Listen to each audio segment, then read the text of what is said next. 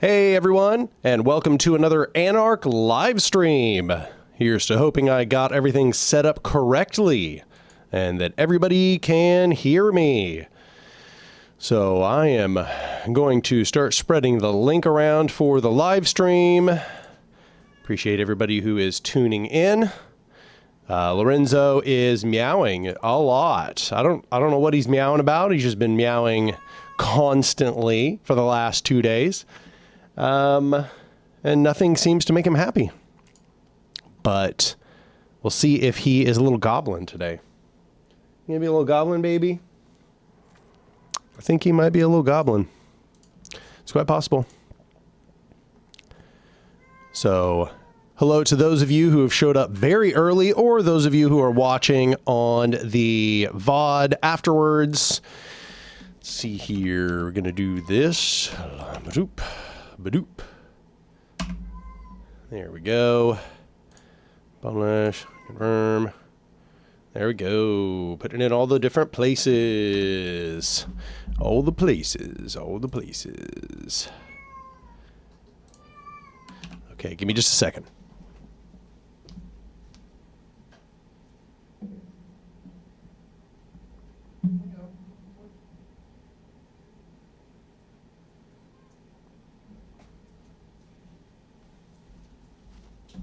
Hello, Murray baby. How my baby doing? All right.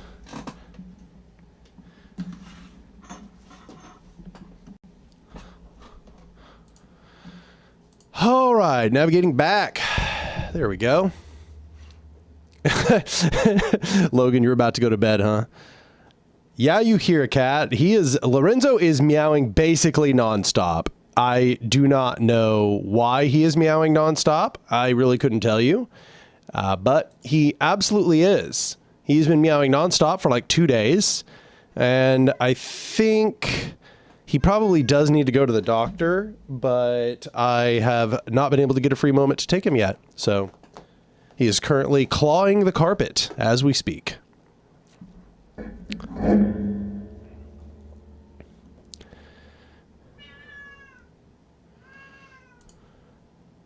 So yeah, I returned from New York City like not Tuesday this week, but Tuesday last week, and I've been cutting up all of the footage, or rather Violet has begun rendering and cutting the footage from Woodbine, and we are going to begin cutting that together into a video.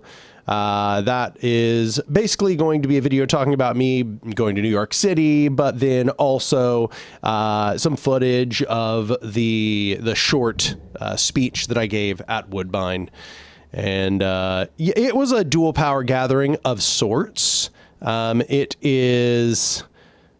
Sorry, now I'm watching the delayed stream, watching Murray go across the screen there. It was a dual power gathering of sorts, but it was, whereas the dual power gatherings are kind of like open to the public, this one was more meant for practitioners, for those who were building dual power in practice, and specifically those who were creating and cultivating spaces. So that was what this one was. Whereas, you know, the dual power gatherings are generally a little more broad in their application. Oh my God, why is he meowing as if something really bad is happening to him? I think he does not like me talking right now. He is wanting to, I have no idea, honestly. I do not know what he wants. I do know he has begun spraying around the apartment, so he might need to be neutered. But I don't know why that he is yowling about that.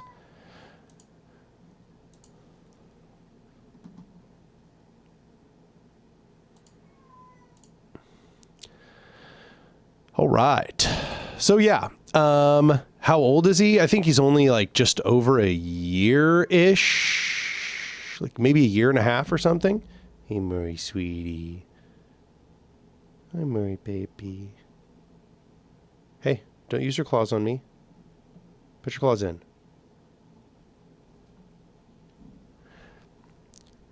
God, both of my cats are being goblins since I got back. They are, I think they're upset that I left for so long. They are just like screwing things up and trying to destroy things constantly. I went into my closet. I came back, and the closet is just absolute chaos.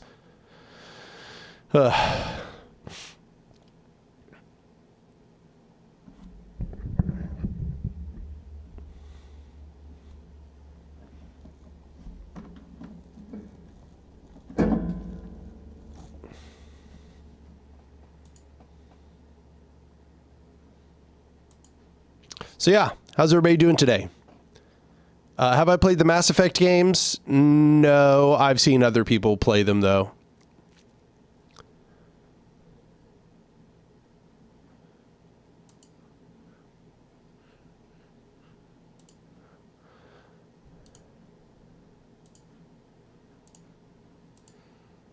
Do I know any anarchist world building other than the Dispossessed? No, not really. I am only familiar with that being anarchist world building. I haven't even read it myself.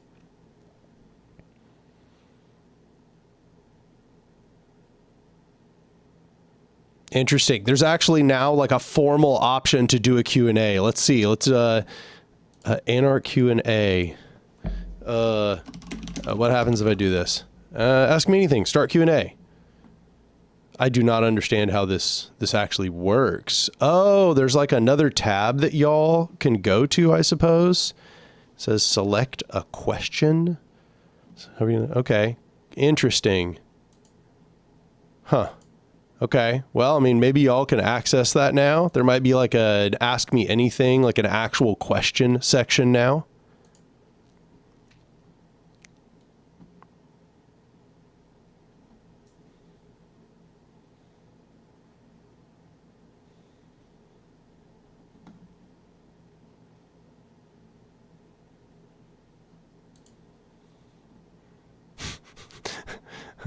Zero X ACAB says, hell yes, I caught an Anark live at the start for once. Well, welcome. I think it's probably because I started a little bit later, huh?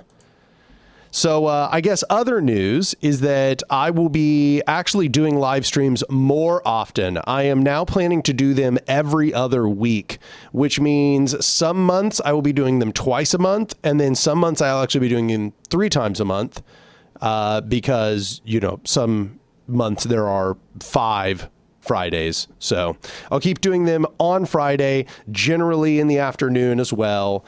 Probably earlier than this in a general sense, but this shirt is kind of wrinkly. I can only see it now that I'm looking on the live stream. But yeah, also this looks kind of dark. There we go. There we go. Yeah, still Fridays, still roughly the same time.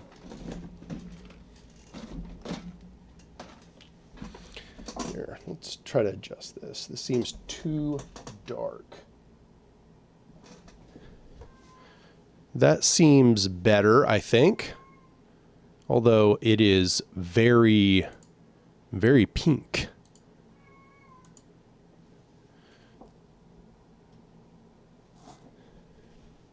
Yeah, I don't know. Seems good enough to me.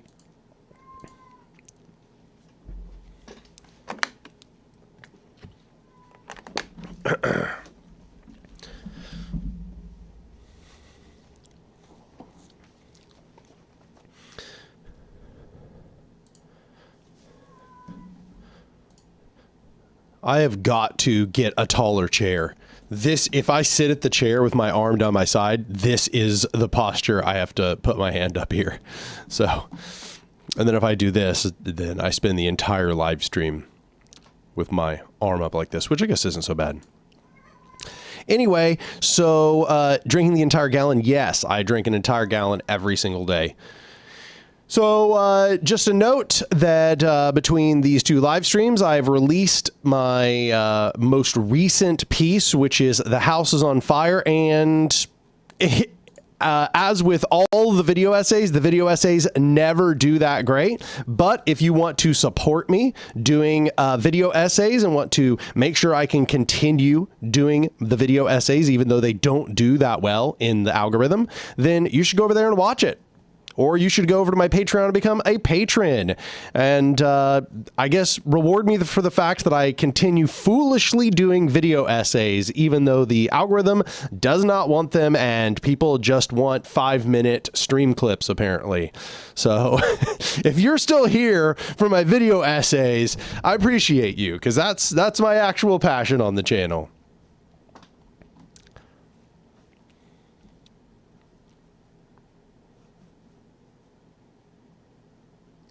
Victorious Gardenosaurus, will you be upping your weekly purchase of raw milk now that Oklahomans can purchase 1,400 gallons per day? Wow, how would I not? I mean, it's such a good deal. I love all my raw milk after all. Yeah, probably not. Probably not, no.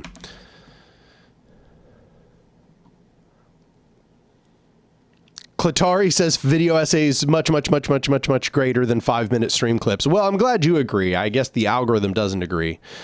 It appears as if if I really wanted this channel to explode, I would just do like live streams 5 days a week and just get my most controversial stream clips and upload them. And apparently those will do 2 times better than video essays.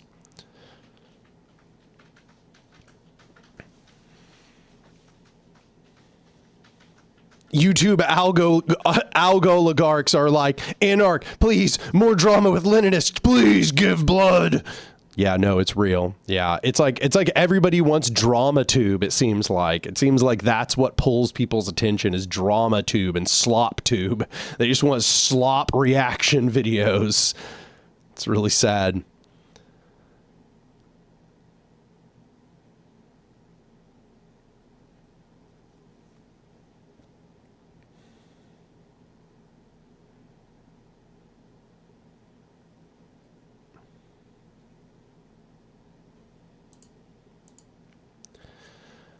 Yeah, unfortunately, it seems like we're kind of like back to the same era as like when YouTube, like during like the new atheist era, where like everything was just about response videos. Like all anybody wants is like drama and blood sports.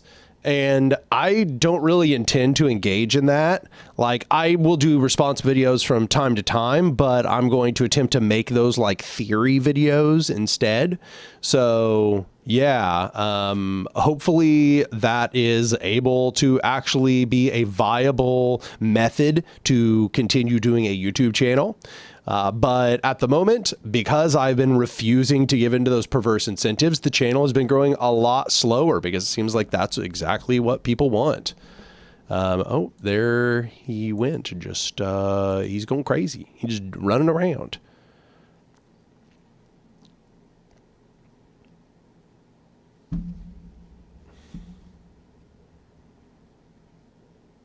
Creamy Basalt says, why do you think the Antifa / right-wing brawls from Trump's first term aren't happening anymore? They are. I see footage somewhat regularly. I think that maybe it's because the right wing was the one that was really publicizing those brawls, and now they don't like that they're happening because it shows that they don't have absolute hegemony.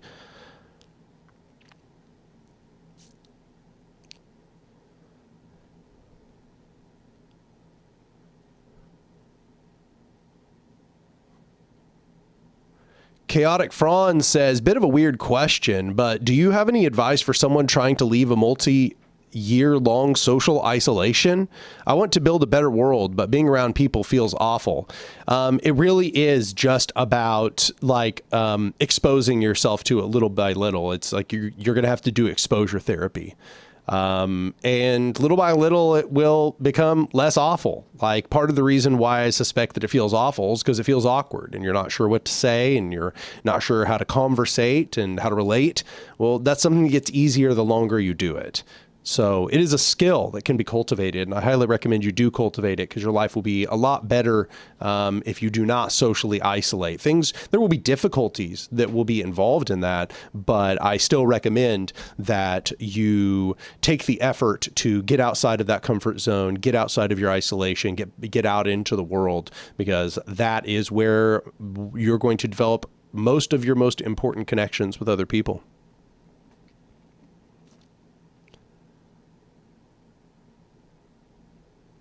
Freestyle Skate says, Anark, did you ever get a look at Socialism for All's response to you? That's the only video I found that was not necessarily bad faith like the others. Yeah, I've watched both Socialism for All's video and Bad Empanada's video now, and I will be doing a response to Socialism for All's video in depth, because I did actually find that it was a good faith response. I didn't agree with what he had to say, but I at least understood the perspective he was coming from. I knew what theory he was drawing from, and therefore it at least felt like, oh, there's a substantive conversation to be had here.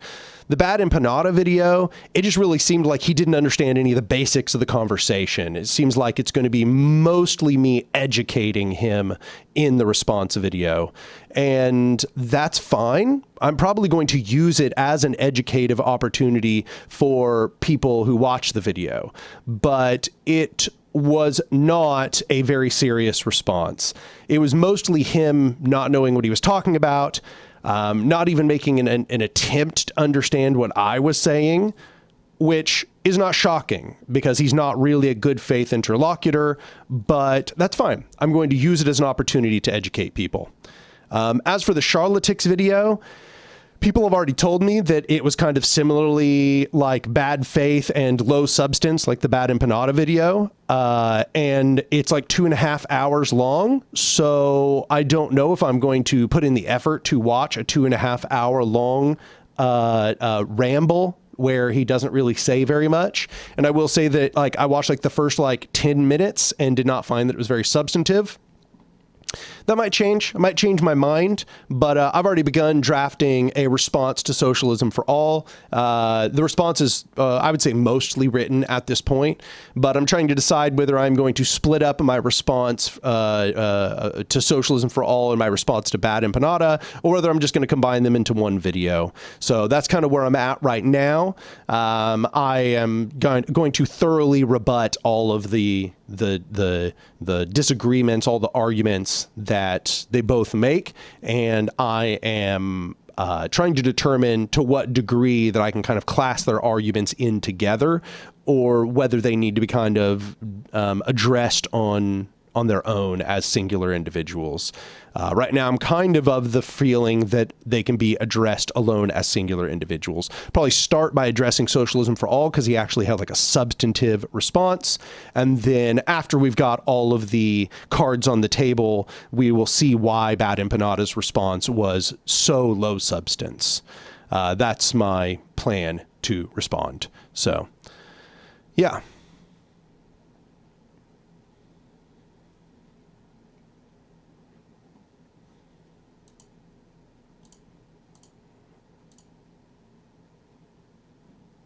Oh, okay. So I see now that there's like there is like a separate tab here for questions. Joseph Juarez says, "Hey, Anark, let's see here. Select question. Does this work? Will it come up on stream if I do this?"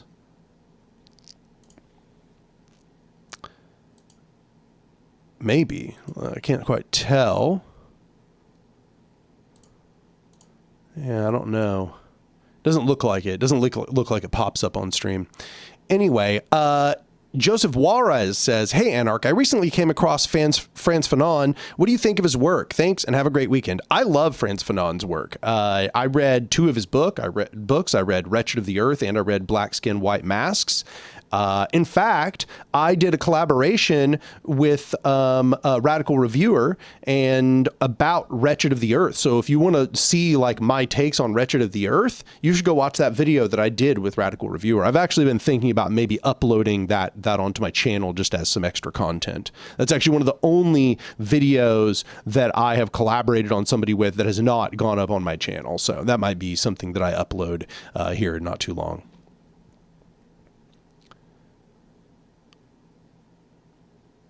Johnny GZZ says, "What do you think of passenger rail? Not how to organize an anarchy, but today, should we support projects as anarchists?" I mean, I think that they're good. They're good things to have. I certainly enjoyed using the subway when I went to New York City. I thought it was like very, very convenient.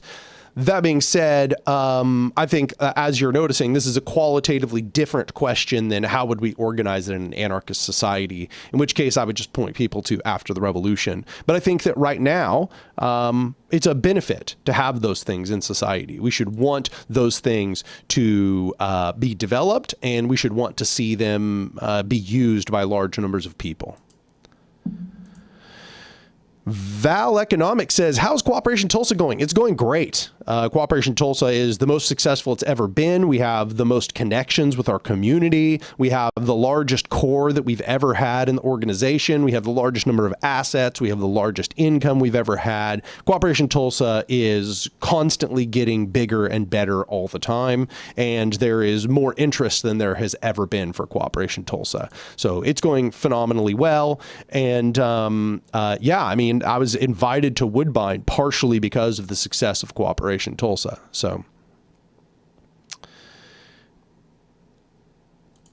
let's see here. Select question. I don't even know if this is doing anything. Upcoming projects. Jackalope, I just described probably the next one. So I'm going to be releasing a video about Woodbine, like my visit there. It's also going to just be, you know, a full upload of my 10-minute talk that I gave. And I am also going to be doing a response to at least Socialism for All, probably also Bad Empanada. And I am going to be doing a remaster of The State is Counter-Revolutionary. I am planning on probably just turning it into one big video. I'm also going to be turning a modern anarchism, the whole thing, into one massive, like 10-hour video as well. I'm going to release that. So these are some things that are in the work. I'm also working on the Occupy video, which needs to be released to Means TV. That one I recorded some footage for while I was there in New York City. I went to Zuccotti Park and recorded some footage on the spot there in Zuccotti Park, which was pretty cool.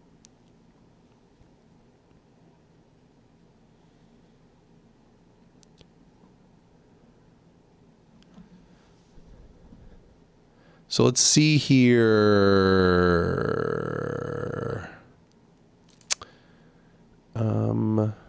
Select question. There we go. I don't know what this thing is. What is this select question even doing? Can anybody even see when I select the questions? What does it even do? It shows the question that I selected. Where does it show it? Where does it show it? Does it show it? It doesn't show it on video. Maybe it shows it in the chat. Is that what's going on? Shows up in the feed. Oh, I see. I see. So this question is, where should I go to see your view on what happens after the revolution and how organization works without the state? Well, I actually made a video called After the Revolution. So you should go to my channel and you should just go over and watch the video After the Revolution. It was something I made very early on in this channel's history. And while I do have perhaps some minor disagreements with what I said at that point, it still mostly represents what I think a post-revolutionary society, or a society that has undergone a coup and a seizure of a large portion of land, or a large territory, would function in the intermediary era where capitalism still exists across the planet. Okay, let's see here. Back to questions. Let's see. So the question, Johnny GZZ says, what do you think anarchists should study in formal school alongside a passion, perhaps? I would say that's up to you. What kind of skills do you already have? What kind of passions do you want to develop? I chose physics because I just wanted to know how the universe worked. And I'm glad I chose physics. Physics gave me a foundation to understand how the universe works, how systems work in the real world. And that has been immeasurably helpful in writing theory, because it helps me discern these claims. There's all these metaphysical claims in every school of political philosophy. And having learned physics, it is much easier for me to discern which of those metaphysical claims are actually correct and which of those are just philosophical daydreams. And so you can see a lot of that knowledge that I gained in my physics degree being applied in my theory, especially a modern anarchism. So I would recommend doing something you think is just going to be informative for you, that's going to bolster your understanding of the universe, because that is what's going to help you function. But also, you know, at the same time, if you can kind of simultaneously choose something that is going to help you get a job, that'd be nice. but I don't know. These days, it seems like there are increasingly fewer degrees that actually get you a job. So I don't know. Part of me just says go into whatever is like your passion, because ultimately, I don't know if any of the things you choose are actually going to get you a job at the current rate. Long Defiant says, any thoughts on how anarchists can approach LLMs? Well, I'll say that my opinion on LLMs is a lot more nuanced than a lot of other people. I do think that LLMs, the way they're currently being applied, absolutely are very, very harmful. The amount of compute power necessary to make them function, especially at scale they're currently being used, is clearly ecologically damaging. They are absolutely rotting people's brains. And I could go on a list of 100 other criticisms. But I also don't think they're really going anywhere. I think that LLMs are going to continue to advance in their complexity and nuance. They're going to get more and more precise. I think that, yes, there's going to be some enshittification that will take place as they develop. But I think that ultimately there will always be someone pushing LLMs forward, making them more and more advanced, more and more specialized, making them more and more efficient. I think that's something that we just have to deal with as a fact. In the same way that the Luddites went around smashing the automated looms or the steam looms, but the steam looms still prevailed. So I think that it's good for us to practice some rational opposition to LLMs, to push back against their excesses, to push back against them being used to replace jobs in order to replace human creative endeavors. We should push back against the normalization of their use as a replacement for thinking, as a replacement for doing the work of writing, making music, all that stuff. I think that we should definitely develop a cultural pushback against those things. But I do also think that there is, to some degree, an unfounded hysteria over LLMs that the sky is falling and that they're going to lead to the destruction of everything. I don't think that's what's going to happen. I think that they like most disruptive technologies that we've had, they are going to disrupt the way that our daily lives function. They're going to disrupt the way the economy functions, mostly for the worse, it seems. But that disruption, even though, yes, I think there probably will be a collapse, there probably is a bubble taking place right now. We are in an economic bubble. Once that bubble collapses, LLMs aren't going to go away. So I think that the question is there a way that LLMs can be used in a responsible way by or I guess as a liberatory technology, as Murray Bookchin would say. And I believe that, yes, there is some way that they can be used as liberatory technology, but they cannot be used as a replacement for human thought and human effort.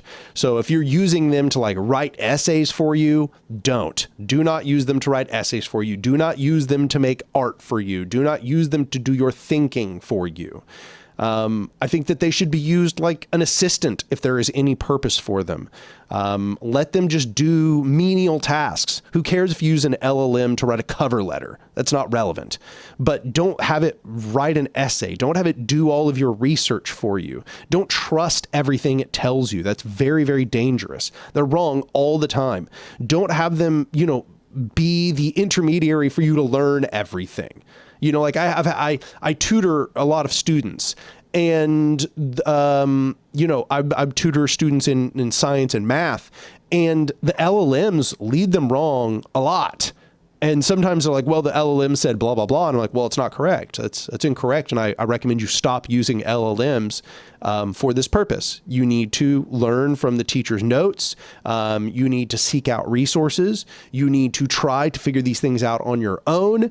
And if you're using an LLM to lead you to those resources, that's not so bad. But if you're using an LLM to tell you the answers, then you have completely missed the point of learning the subject. And so I discourage my students from using LLMs for the most part.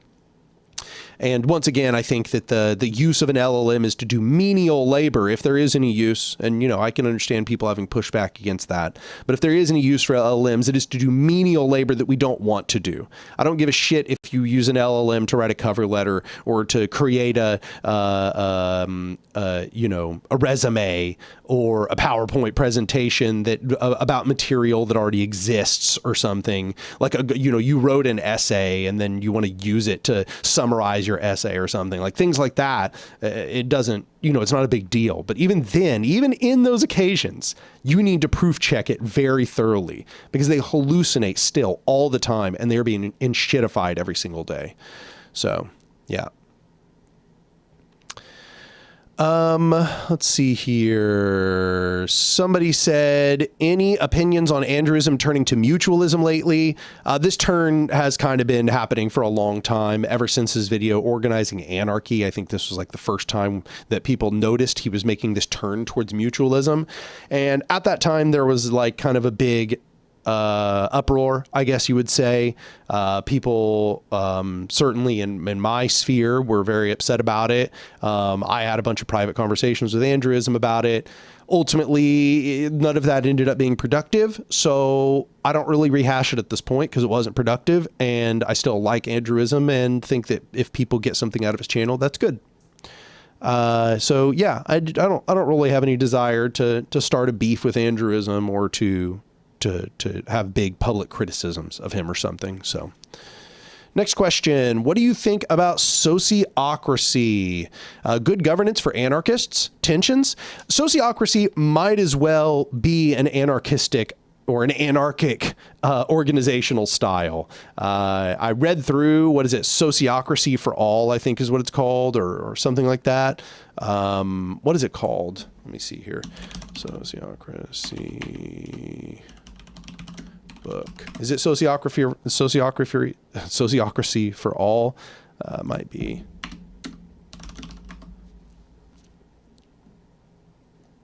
Yeah, I think it is. A Many Voices, One Song, Shared Power with Sociocracy. I think that's the one that I had read.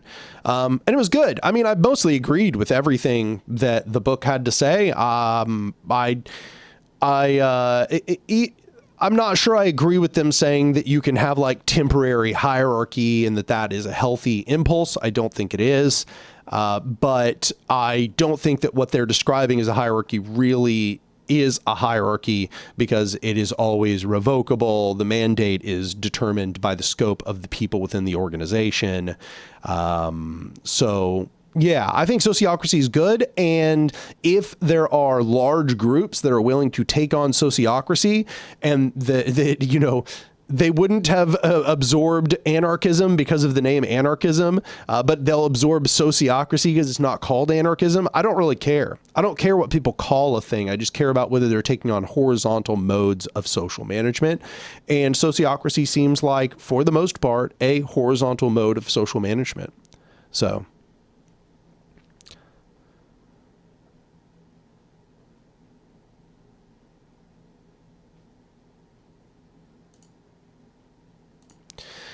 anyone at all says, what do you think of the tendency in many anarchist circles to romanticize agrarianism, rural living, tribal societies, and primitivism in general?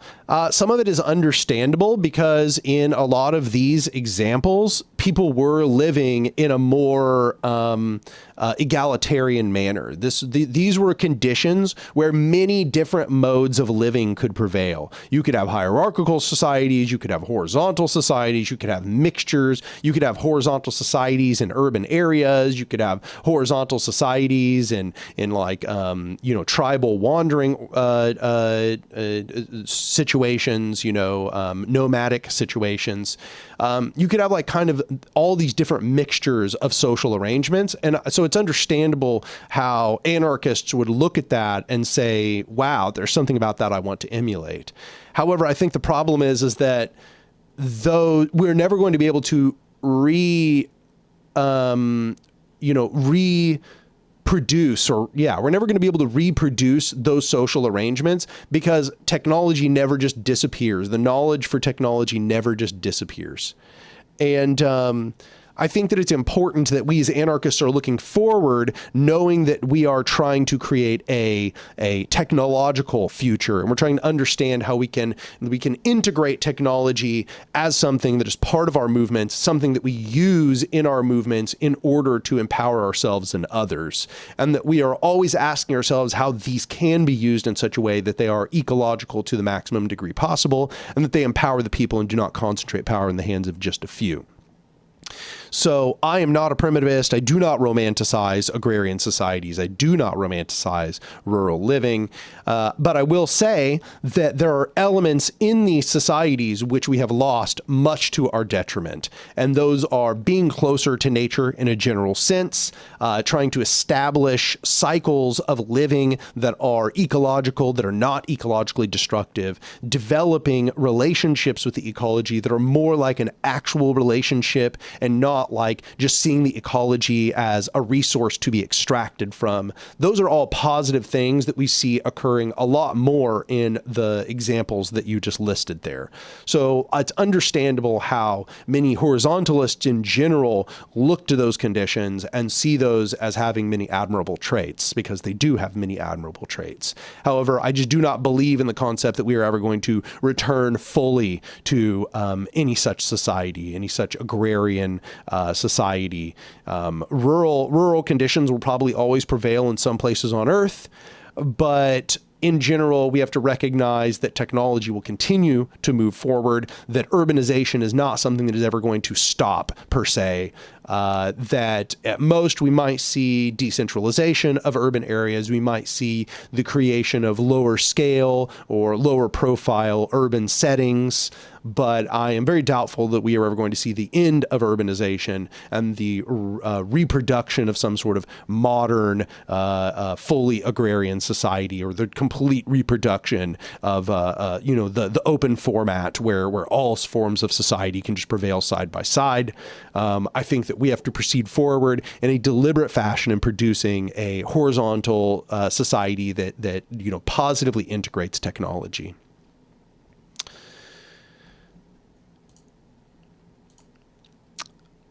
Hyperhorian, yeah, I'm just going to say that's how it's said. Says, do you have a lot of neurodivergent people in Cooperation Tulsa? Oh yeah, I think you're just going to find that that's generally the case in leftist organizing. There's just lots of neurodivergent people in leftist organizing. I think it's because neurodivergent people are often kind of the canaries in the coal mine. They're some of the first ones to recognize when things are getting bad well before others. They have very pattern-seeking minds, and so they recognize things are getting bad, and when others are just pretending that things are normal, and they're just kind of going along with things as they stand.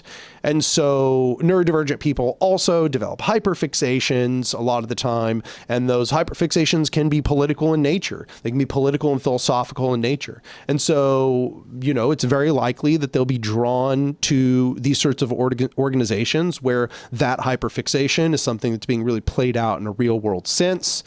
I also, you'll find that people with neurodivergent people tend to also have injustice sensitivity. So that means they're more likely to be drawn into political organizations where justice is at the center of the organization's thrust. So in my experience, the political organizations across the board, right, left, authoritarian, libertarian, whatever, tend to have a lot more neurodivergent people within them than other places in society, other types of organizations in society. Cooperation Tulsa is no exception.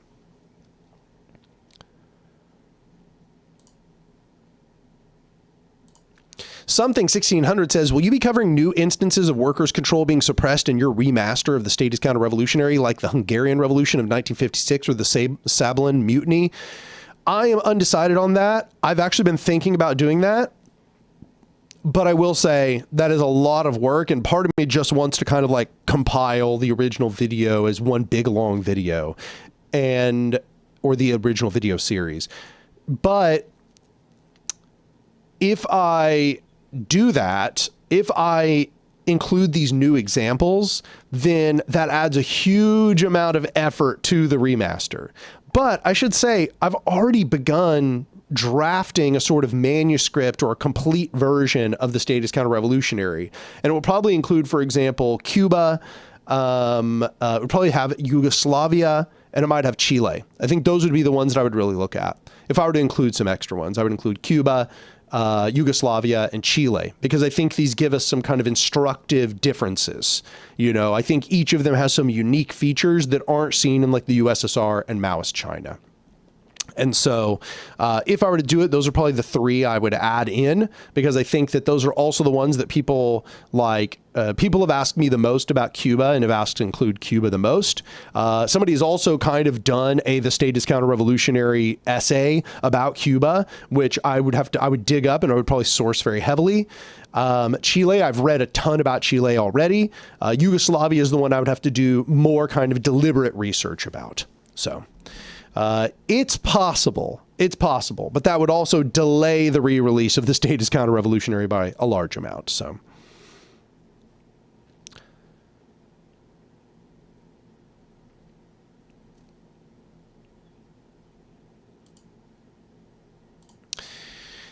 Antoine Arawalski says, where would you start to learn systems theory? What does it bring? Well, I'll say this. I read like 2 textbooks on systems theory, and one of those 2 textbooks written by these guys, Mobus and Calton, at the beginning of the textbook, they recommend people use Wikipedia as the resource to learn about systems theory. They say that Wikipedia is one of the best resources about systems theory that you will find, to the degree that they encourage people at the beginning of the book to go donate to Wikipedia because they see it as such an excellent academic resource. So I highly recommend that if you want to learn about systems theory or complex systems analysis or any of those things, just go fall down a Wikipedia rabbit hole, because that is also what I found, like precisely what they've said. It is an excellent resource, and it is probably, you know, the best resource you're going to find, just where all of that information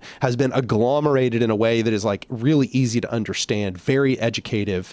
There is also a YouTube channel that I found when I was making a Modern Anarchism part 2 and 3 and 4, and I don't remember the name of it. I think it might have some name like Understanding Systems Theory or something like that, but it's also been really great, super educative. So yeah, I mean, you're lucky, because systems theory is one of those fields that is not locked away in the ivory tower. It is absolutely something that you can just go learn about by falling down a Wikipedia rabbit hole. And then what does it bring? I consider it to be one of the best uniting frameworks for understanding the universe as well as politics that you're going to find. And you can then take that knowledge, bring it into a modern anarchism, and you will understand the things that I'm saying in a modern anarchism a lot better, especially like parts 2 and 4 specifically. I think it would be enlightening to understand what I'm trying to say in parts 2 and 4.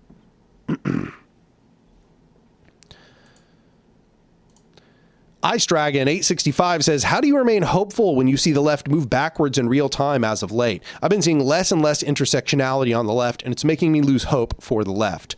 Well, what I would say is don't focus so much of your time and energy on what's happening on the online left. I agree with you that it's discouraging, and I don't want to pretend as if, you know, it hasn't discouraged me and it hasn't depressed me. It has. I think that we are seeing a very much a reactionary turn on the left right now. I think we're seeing red-brown pipelines be created in real time, where you have supposed leftists, supposed revolutionaries, authoritarian leftists just quickly kowtowing to right-wing and reactionary framings, and quickly just sacrificing everything about their left-wing principles, to the degree that just seems like many of them are losing the foundational principles of leftism at all. I think we're seeing a lot of people sort of assume Nosbol or even Strasserite sort of positions and still pretend that they're communists, still pretend that they're leftists. That's becoming very, very common. You see this in a lot of reactionary framings around, you know, the Israel-Palestine conflict, reactionary framings around trans people, reactionary framings around queerness. A lot of these are laundered through a quote-unquote anti-imperialist perspective, which is really just campist and is counter-revolutionary. I'm not saying anti-imperialism is counter-revolutionary, but the way that their anti-imperialism is formed is not anti-imperialist. It's just pro the other side. It's pro another empire. You know, we've re-entered the era of multipolarity, and now we've got other empires essentially just competing with the United States. So we no longer are in an era of unipolarity. And instead of them saying, okay, well, fuck all empires, really, they've demonstrated they're not anti-imperialist, they're campist. So agreed. I mean, it is very discouraging. But what I would encourage you to do is to focus your mind on the things that you can do. Focus your mind on organizing in real life, on finding your people. Put a deliberate effort into finding your people. Put a deliberate effort into building an alternative power structure, because that is what keeps me hopeful. And also continuing to read about the revolutions of history, continuing to find my people all over the place. That is what gives me hope, to recognize that people have gone through these things in the past, that they've struggled through them, that they have survived through them, and that on the other end, there is often a light, and that these structures of authoritarianism, these reactionaries who you know, these opportunists who will do and say anything they need in order to gain popularity and power, those people fall by the wayside. And what we have to do is we have to marginalize them, and we have to push them out. We have to demonstrate that their opportunist nature. We have to use these as educative opportunities. So what I would say is focus your mind on action. Don't get caught up in what the internet has to say and in these stupid struggles on the internet and all these people saying ridiculous things on Twitter. Don't let that form your opinion of what's happening on the ground. Because on the ground, I got to say, those people are nowhere to be seen. They are keyboard warriors, and many of them are probably bots and LLMs and the shill accounts that have been hired by other world powers, have been hired by particular organizations with vested interests in trying to deceive you, trying to confuse you, trying to distract you. When you see comment section full of toxicity, don't assume that's all real people. Assume like half of it at least is bots and wreckers and all kinds of shills and LLMs and all of that stuff, just trying to discourage you, just trying to beat you down.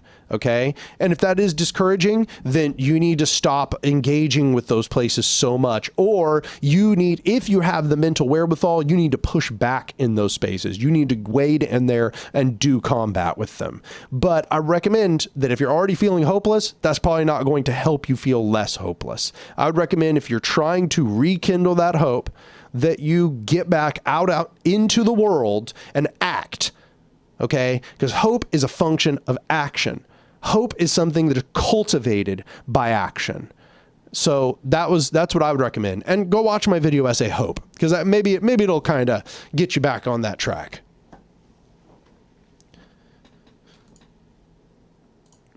Chaotic Franz says, I've heard a lot of leftist projects struggle with losing members due to unaddressed bigotry within their ranks. What do you think is the best way to deal with that before it becomes a problem? Well, you're not going to deal with it before it becomes a problem. You're going to deal with it as it is a problem, because that is not something that is going to go away in short order. That is something we are going to have to deal with, because we live in societies that have structure, that have social structural bigotry, right? These are not things that are simply going to go away because we want people to stop doing them. We have to develop structures in where those things are not incentivized. Structures where those behaviors are slowly replaced with better behaviors, with behaviors that are pro-social, with behaviors that are anti-racist and anti-transphobic and all of those things.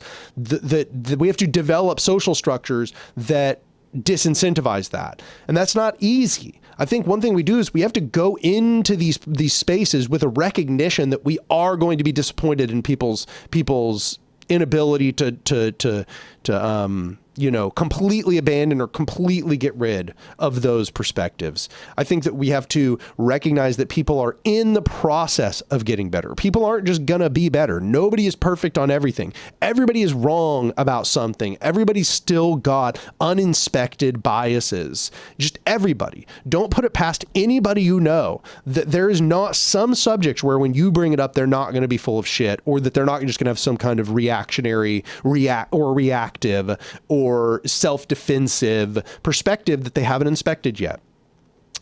We have to go into these spaces with the recognition that people are in process, that everybody is in process. And that's not easy to do, but it is a really important part of how we are going to get out of this morass. Because if we expect everybody to just be completely enlightened when they get into our organizations, we're going to be real disappointed when we find out that nobody is enlightened on everything.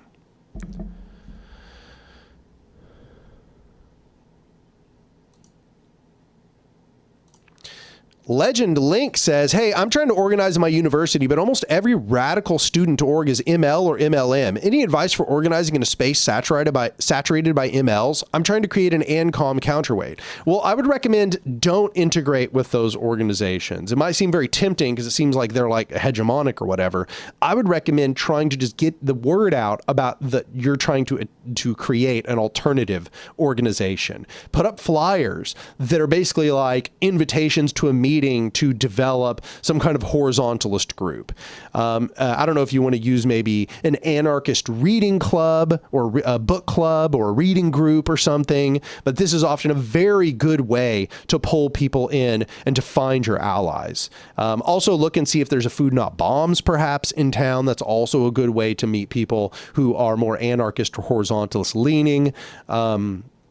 Yeah, I recommend that you're going to have to be the point person, and you should make a reading group around some important text.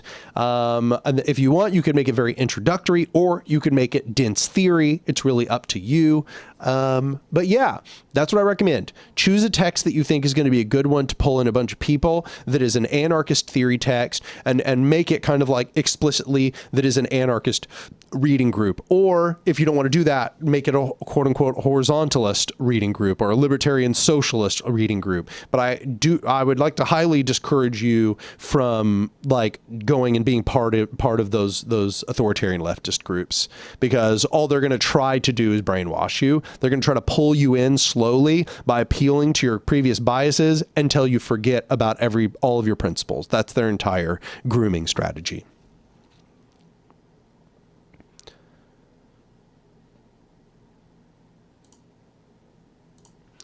Antoine says, will you continue Liberation in Action? Almost certainly at some point. However, not at this immediate moment. I'm not currently like working on another Liberation in Action script, if that's what you're asking.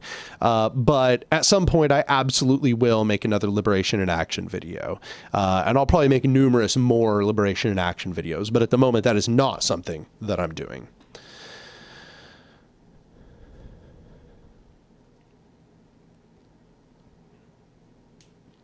So let's see here.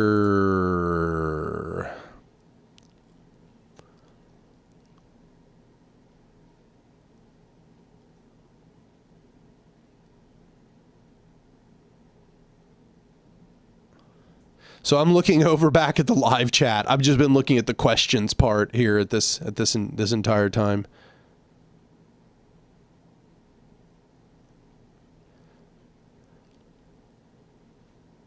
So I would just like to recommend, because numerous people here are kind of talking about how like we need a new framework, we need a foundation. Like this is the purpose of a modern anarchism. So if you want to go, like if you are looking for that new foundation that's going to give you all of the political perspective that you would then take, all the tools that you need in a toolbox to understand the world and then to go out into the world and act, I highly recommend you go watch my video essays, A Modern Anarchism, or read the uploaded text on Anarchist Library for A Modern Anarchism, because that is literally the purpose of A Modern Anarchism, is to refound the anarchist political perspective in the modern era with recognition of the successes and failures of the past.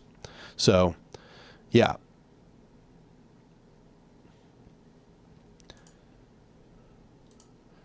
Let's see, questions.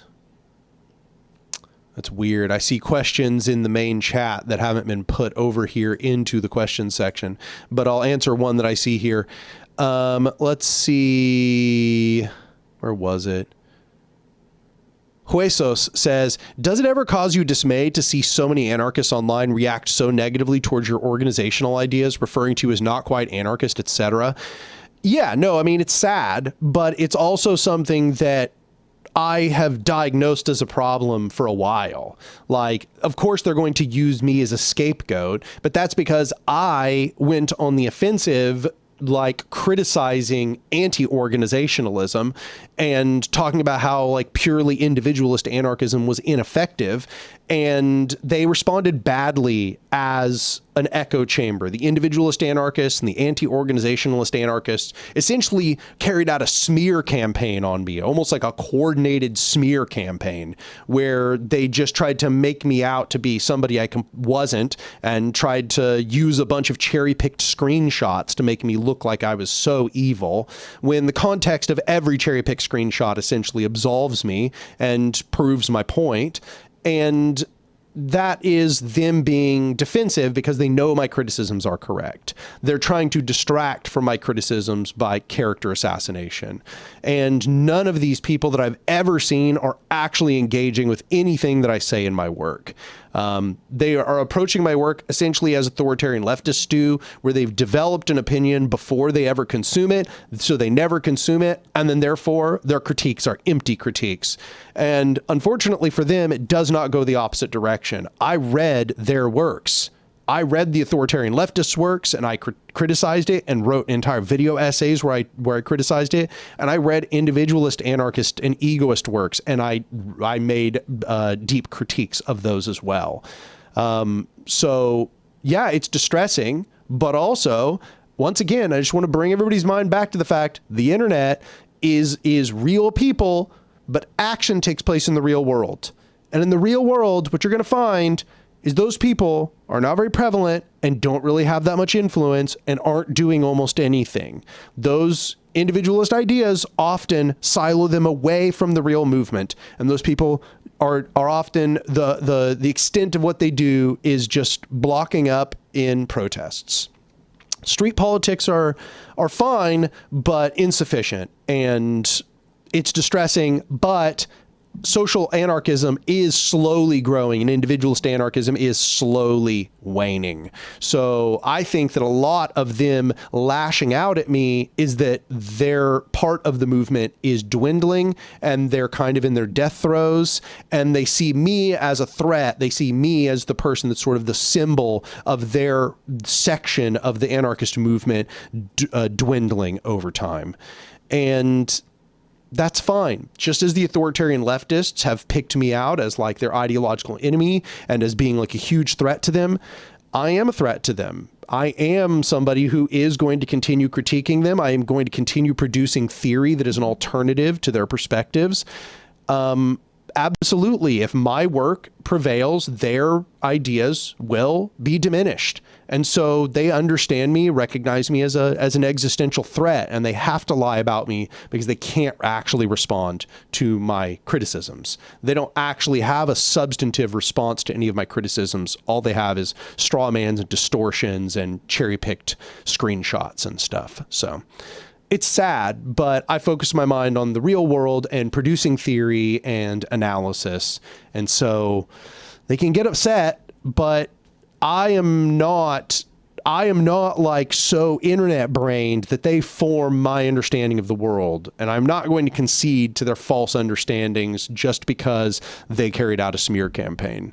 I have, in the real world, a strong support system, people who I love and love me. I have very old friends, and I have a loving partner, and things are pretty good in my life overall. I mean, I'm poor as fuck, but like, I have a good support system. So even though it's distressing, I can simply turn off the internet and go be around people who touch grass.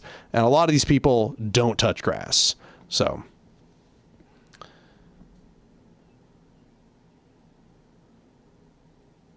Anyway, okay, catching up. Let's see here.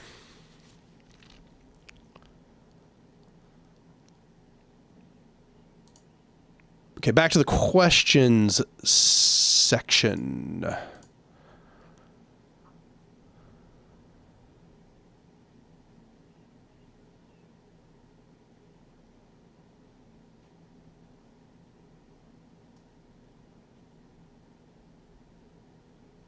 Klatari makes a good point. Like, why get mad at Anark, who literally developed a synthesis of how individualist and organizational anarchism can be integrated together? It's not like their ideas have to be destroyed. Yeah, I mean, I think that's the thing that they don't, that's the threat. Like, individualist anarchism defines itself sort of in contrast to social anarchism. So it looks at social anarchism as being like only about the collective and that it's only about the individual. But that's not true. Social anarchism integrates individual needs with collective needs.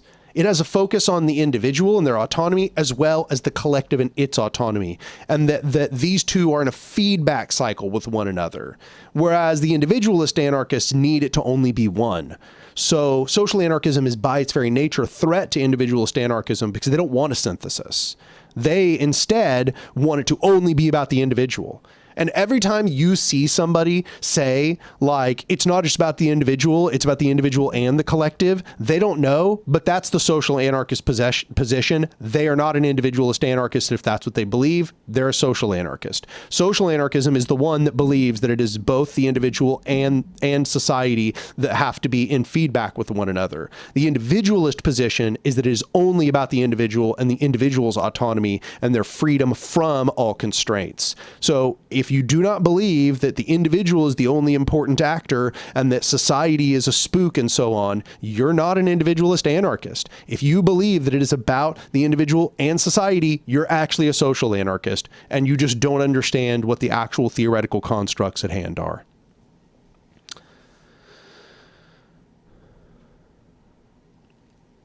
Okay, anyway, so on to the next question.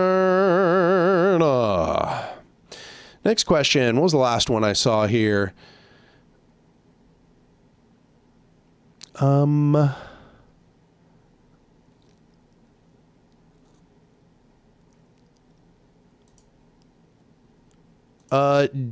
see your select question. Danny ADXZ says, could you do a video series of various anarchist and libertarian socialist thinkers? Yeah, I could do that, but I also feel like that one is like requires a high fidelity to like academic rigor, because I don't want to misrepresent any of these thinkers in my formal work. You know, like when I'm speaking off the cuff, I might say something that's kind of imprecise, or I might say something that, like, you know, I tried to word it right, but I didn't quite word it right, or I presented their viewpoint as I understood it, but it was kind of incomplete. But when I write one of my video essays, when I'm scripting something, I want my wording to be very precise. I want to make sure that I say precisely what they meant. I don't want to misrepresent my opponents or the people I agree with at all. And that means that a video where I'm covering a thinker, I got to be so precise and make sure that I do like very good reading in order to produce those. So it's not something I wouldn't do, but just understand that is a high effort video by its very nature. Freedom Flamingo Logan says, Paul Cockshott is a ML theorist that is heavily critical of the USSR. Have you heard of him? His view of the Vanguard is silly and is constitutionalist, but he's really into a cyber-sin-like economy. Yeah, actually, I have heard of Paul Cockshott. In fact, he kind of developed a bunch of like very complex mathematics in order to plan an economic system, which I find very interesting. It's basically a big matrix. My problem was with Paul Cockshott's views more generally. Paul Cockshott is himself kind of a social conservative, and you can find him saying some really reactionary things about trans people, and as well as what you said here, where he's a vanguardist and definitely has the conception of a state that's centrally planning everything through the mathematical formulas that he's developed. So I think that his math is really interesting, and I'd like to see it kind of explored as a mechanism for planning an economy, but I think that is probably about the extent of what one should take away from his work, that the rest of his work is not very useful for understanding how society more broadly should be managed. That's my position. Johnny GZZ says, thoughts on pacifist anarchism? I consider myself a non-violent anarchist, but not pacifist, and do support movements like Catalonia, Zapatistas, and Rojava.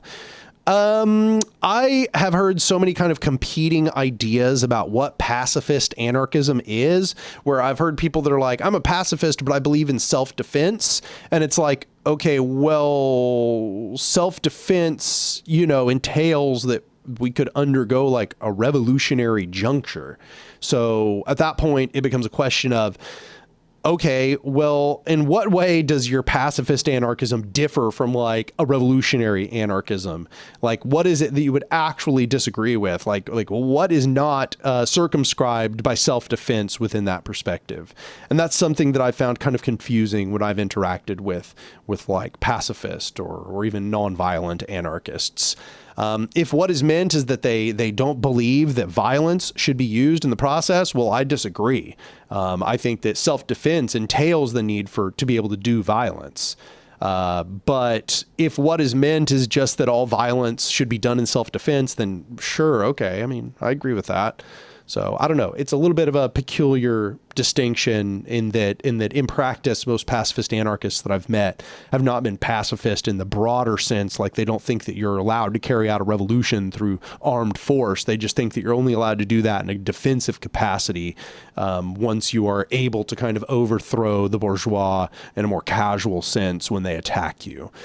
In which case, that just puts them in line with anarchism more broadly. So I would have to have any individual pacifist anarchist or nonviolent anarchist give me their precise perspectives on what they mean by that.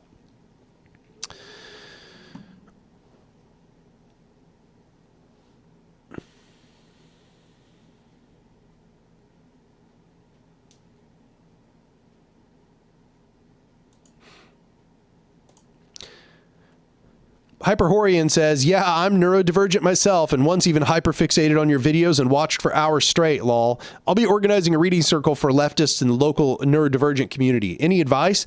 I would say make it where it's super easy to access the knowledge about how to become involved. Okay. Because like one of the things about neurodivergent people is a lot of them have executive dysfunction. And so if you make it hard for them to get involved, they're not going to get involved, or they're less likely to get involved. So like use QR codes, give them the exact date and time and place that everything is going to happen. Do not make it vague, make it really concrete right off the bat, be super precise, say exactly what book is going to be read. Like that's what I would recommend. And I would recommend creating kind of like a recurring space where they know they can always go here to find the information, rather than this thing where they're going to have to dig to find the information every time they're curious to figure out what's going on. So that's what I would recommend. I think that's probably one of the biggest parts of it. Let's see here. Fight the Skull says, thoughts on anarcho-communism? I am an anarcho-communist, so I am pro anarcho-communism. That's me. Anark says, I am pro-communism. Clip that one. Clip that one.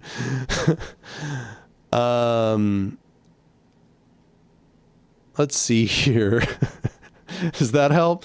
I'm an anarcho-communist. I think communism is the ideal end of all leftism, a society where we've completely decommodified the economy, where the workers and really more broadly, the people have complete control over all things in society, where collective decision-making is what determines how we move forward, the abolition of wage labor, the abolition of the commodity form, the abolition of the value form, and instead production purely for need, the logic of need determining everything in society. That's my perspective. So I'm an anarcho-communist. Jackalope says, can you add a $100 tier to Patreon? I mean, yeah, that sounds great. I'll go do that right now. I don't. Last time I did this, I remembered it there being some complication actually. So we'll see if it's going to be easy. But yes, I will add that probably over the course of today because you asked for it, and perhaps some people would actually give me $100. Who knows?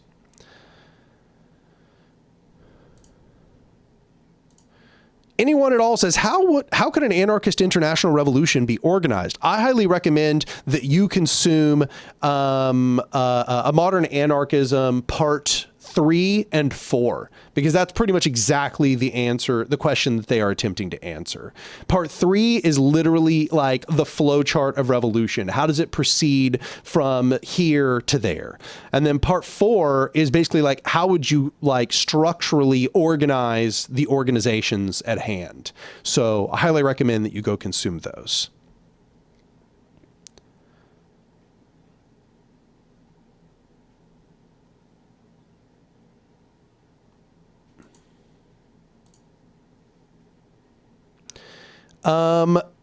Let's see here. Freestyle Skate says, I saw a post over at r/anarcho-communism about a Twitch streamer by the name of Proudly Radical with chat using all types of racial terms toward a black anarchist. How do we avoid ACP type infiltration? I think that my perspective is that intersectionality remains the answer to the question. Like, we have to take as a foundation to anarchism that we are in opposition to all hierarchical power structures. People perpetuating white supremacy, transphobia, anti-queer perspectives, and everything else, and, you know, ableism and so on. These perspectives have to be made, the people who hold these perspectives have to be made persona non grata or pushed directly into a process of self-change and changing their perspectives. You know, people in process, as I said, in answer to the earlier question. So like, we have to just like essentially marginalize these people, and we cannot allow them to become the norm in our communities. But once again, I just want to say this is a very internet kind of thing where you have anarchists explicitly using racial terms towards a black anarchist. It's not to say that it's never happening. I mean, I've seen it on the internet and I've seen it in real life, but it's something that happens a lot more often on the internet where people feel that they won't face any repercussions for being racist or bigoted somehow. So, I mean, the answer is that we have to maintain some kind of like ideological coherence within our spaces, and that we have to have a zero tolerance policy for those perspectives. And I have no idea who that guy is, and I have no desire to know who he is. Elisha Moon Williams says, you're rightfully critical of the ML campism that permeates leftism. What do you know of groups like the ICT within the communist left? I have not read like any significant amount of their works. I've kind of skimmed an essay or two. What I was reading, I mostly liked, and I know that people I respect have said that ICT is actually a pretty good source for theory, and that they often have like a pretty solid perspective. But I certainly have not consumed enough of their work or their essays, or if they have a praxis, to kind of like develop a strong opinion. So that's the most I can really say.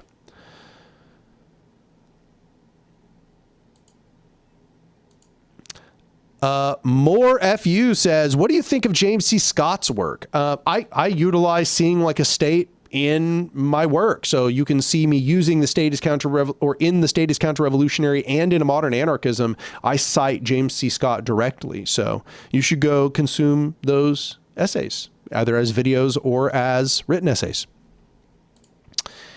Here we have one from Bread and Roses. They asked, are you a DSA member? No, I am not a DSA member. I'm an anarchist. I was a DSA member back in like 2016, so like a decade ago.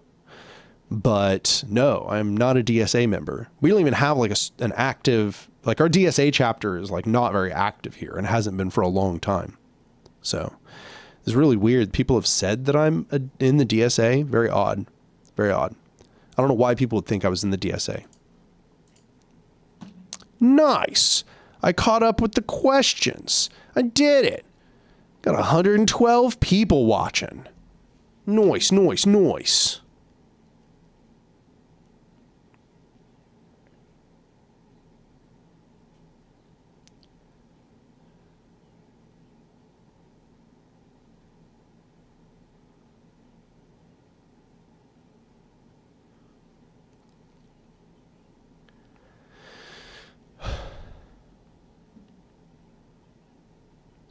How long have I been going so far?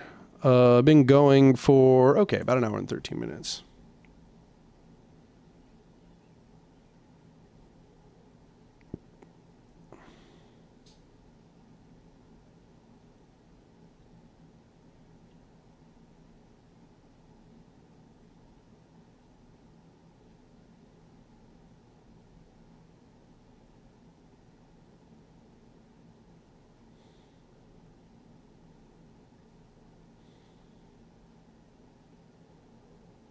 Sorry, I'm having a hard time sending this text.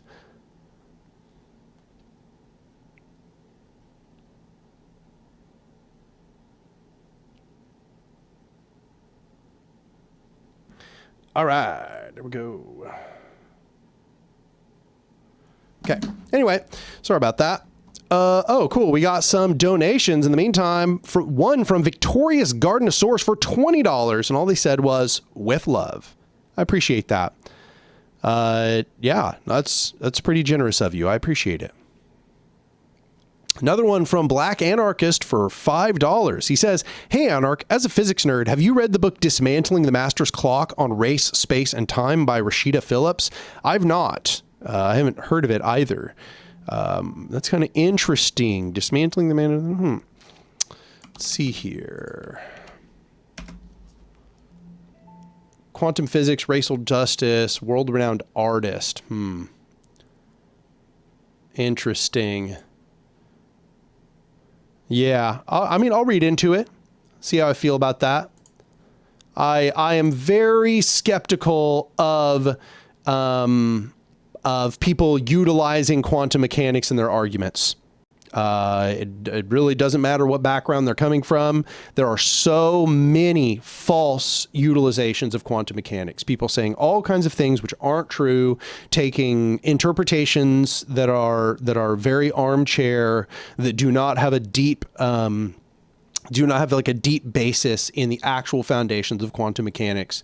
And so I'm very skeptical of books not written by physicists, which I can't quite tell if she is a physicist, but or at least somebody who's like had some kind of like background and actually like learning physics in a formal setting.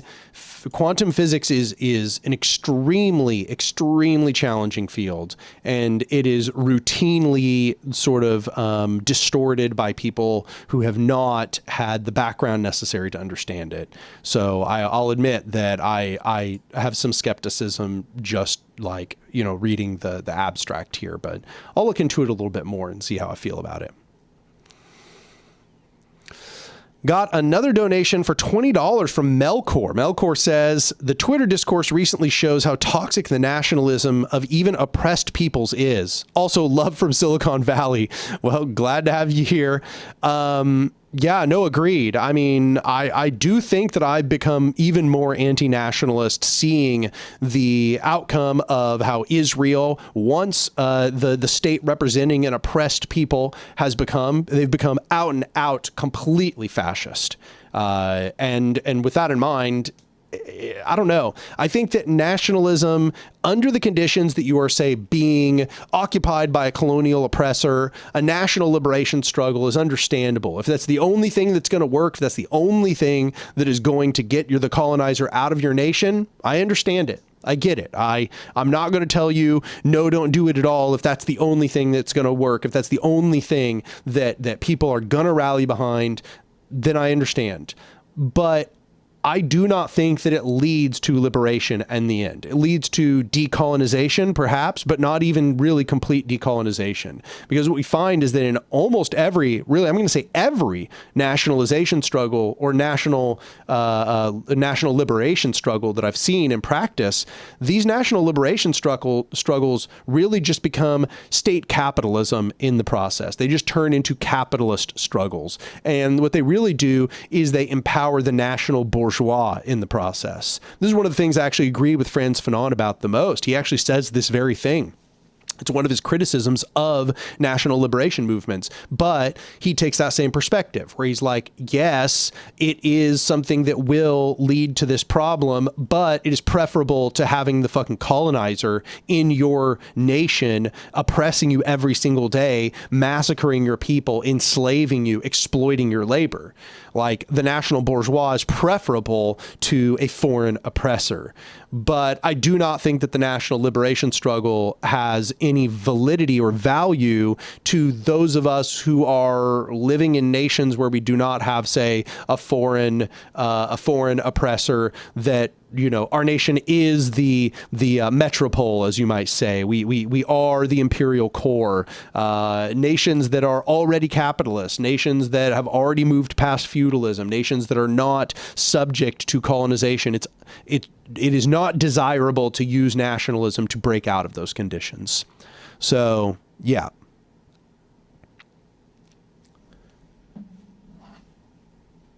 Sorry, I'm getting texts from my partner here.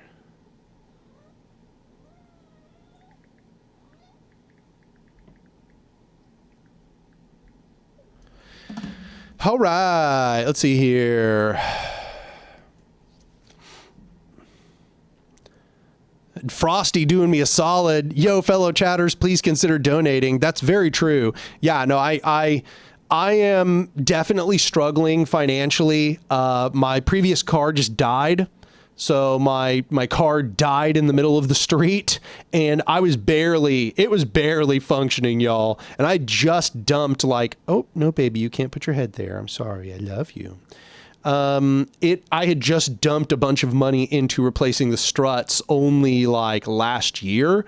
So I just lost my car, and now I have to make car payments because I got a new car.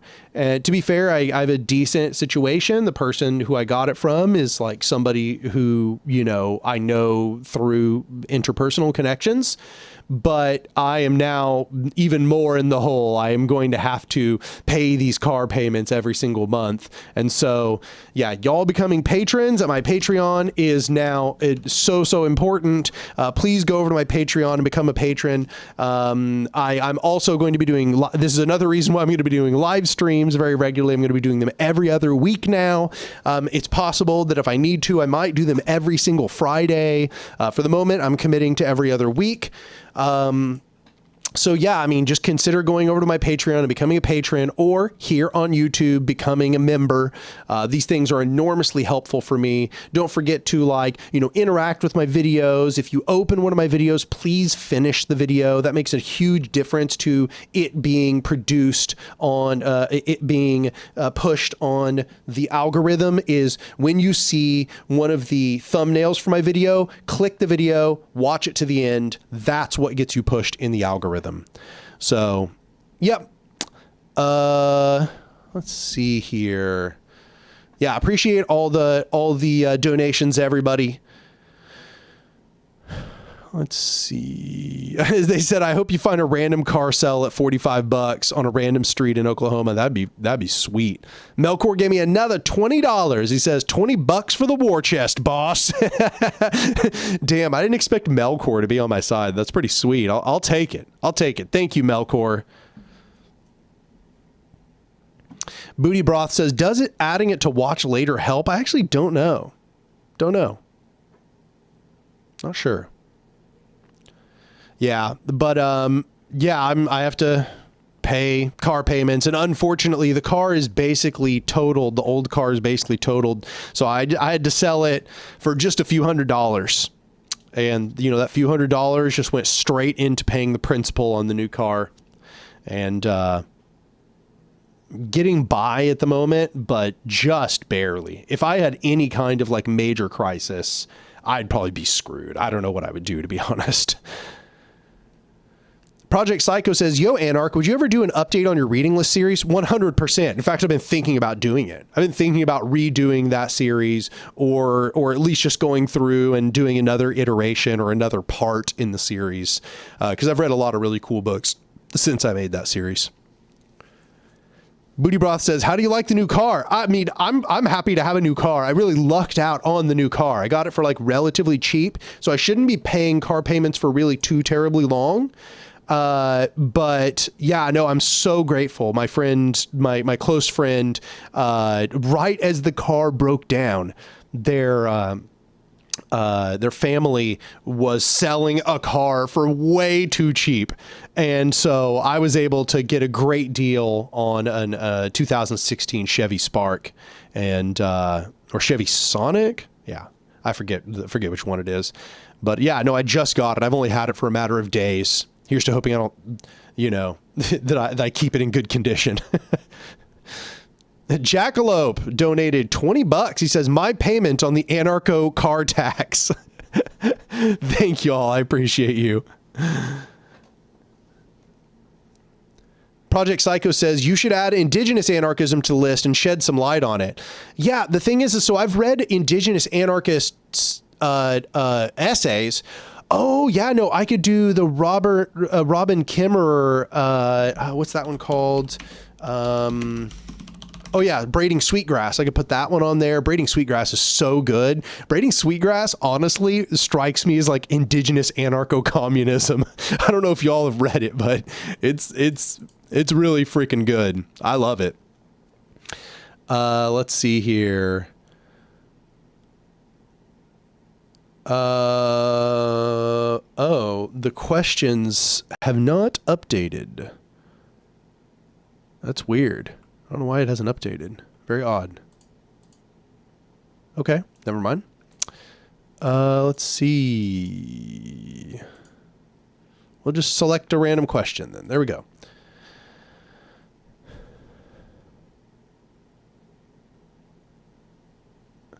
Legend Link says, I got Braiding Sweetgrass recommended to me by a Leninist Algerian friend. Very weird. I have no idea how a Leninist would like that book. Just so odd. So weird. It's basically anarcho-communism. Anyone at all says anarchists should really focus much more on organizing the labor force. I would tend to agree, honestly. I think that is a pivot that needs to be made about now. We need to see a lot more anarchists organizing unions, workers' councils, workers' cooperatives. We need to be intervening on the economic front right now. Like, it seems like a very important time for us to be pivoting to that. Not to say we're going to abandon any of the previous struggles, but that absolutely needs to be something we focus on right now. And I would like to see more anarchists focusing on that.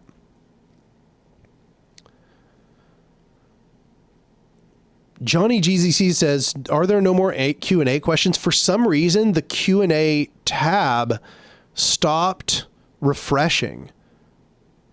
I don't know why. I actually don't get it. It just stopped. It's like all old questions on there now. It's very weird.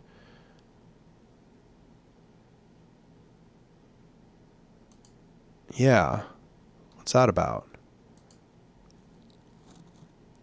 Somebody asked in the chat there, let's see here.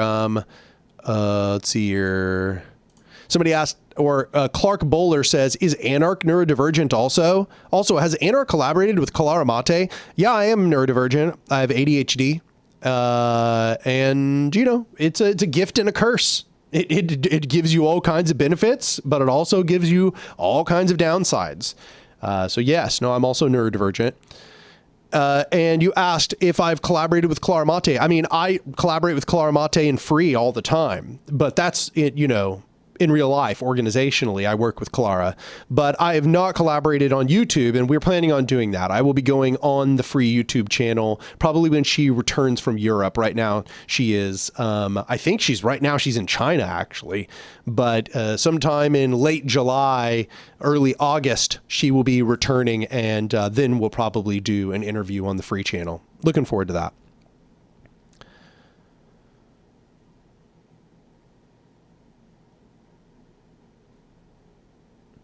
Frosty says, if you're going to increase your streaming frequency, do you have any new plans for the content of your streams? Asking out of curiosity. No, I mean, I think that this format works pretty well. I don't know. It's possible. I've considered doing React content on stream. However, I've been avoiding that for a long time because that really feels like a way to just become a slop tuber. Like that is the quickest path to becoming a slop tuber, where all you do is sit on, you just watch people's videos and react like, well, that was stupid, you know, just saying things like off the cuff. But I think that I could actually have some very substantive responses to a lot of videos. And it is an extremely easy way to generate content, but that is the perverse incentive, y'all. That is the perverse incentive, is that it is such an easy way to develop content, but the content would be generally lower quality than I would hope to be creating. So not sure, but I guess I will consider maybe doing some reacts on streams to like particular videos.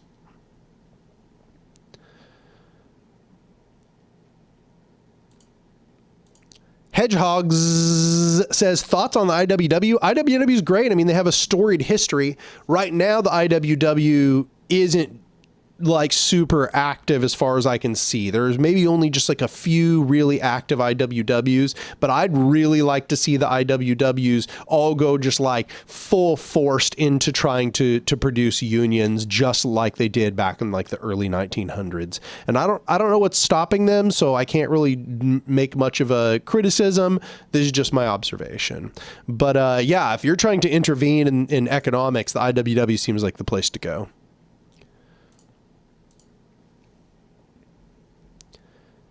Project Psycho says, have you read any of Klebe and Ollie's works? Yeah, I read, what is it? Against Indigenous Anarchism? Is that what it's called? I forget what it's called. Unknowable Against an Indigenous Anarchist Theory. Yeah. I read this. This is like an essay. I've been seeing that there's like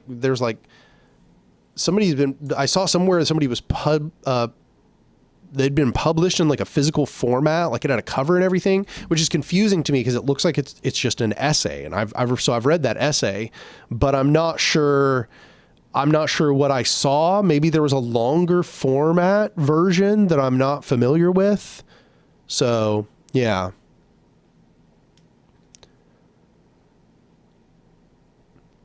Velarama says, I agree. Reacts easily slide into gossip territory. Yeah, I just think it's so easy for the channel to just become completely, focused around drama. And, there are numerous YouTubers who they used to make like a bunch of really high quality videos, and their channel just devolved into slop because they just did a bunch of react. And I don't want that to happen to this channel. I actually really value that this is one of the only places that we're actually still producing theory and analysis. And a lot of other places have just become like current events channels, and all they talk about is the issue of the day and they just make video after video about the exact same thing. We're just responding to videos and shouting angrily and shit like that. And that is just not what I want this channel to become. So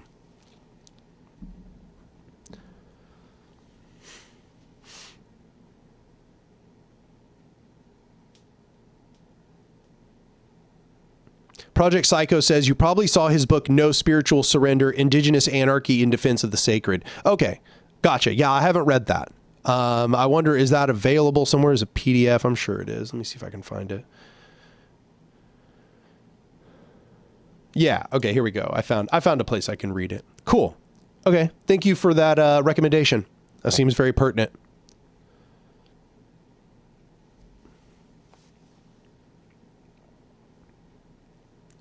This is so funny. Numerous people just filled in the blanks about who I was talking about here.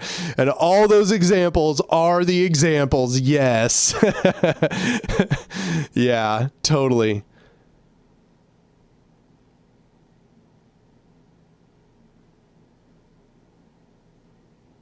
Frosty says, I think doing reacts are fine as long as your input is qualitative / of substance and you don't do them too often, maybe every month or so. Yeah, I mean, maybe that's true. I think that a lot of the perverse incentives can be managed by simply not overdoing it.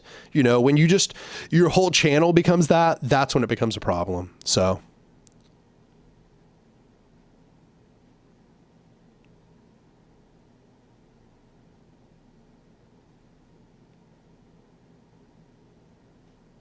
Johnny GZZ says, have you met any religious anarchists of any faith? Absolutely. Yeah, no, I've met religious anarchists of various faiths. I've met Christian anarchists. I've met Buddhist anarchists.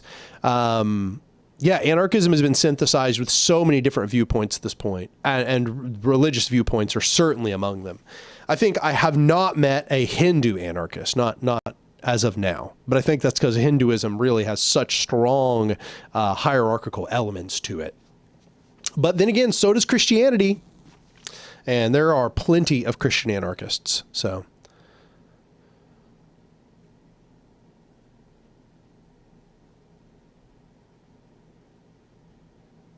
Booty Broth says, or maybe do something like FD Signifier with culture or media analysis, like when you talked about Star Wars. Yeah, actually, that's another thing. So that's another one of those that it's another sort of like, it can turn into a perverse incentive because like media analysis is easier to break into the algorithm. But I think I'd be super down under certain circumstances. I've thought about doing like a really deep analysis of Andor because I'm a huge Andor fan.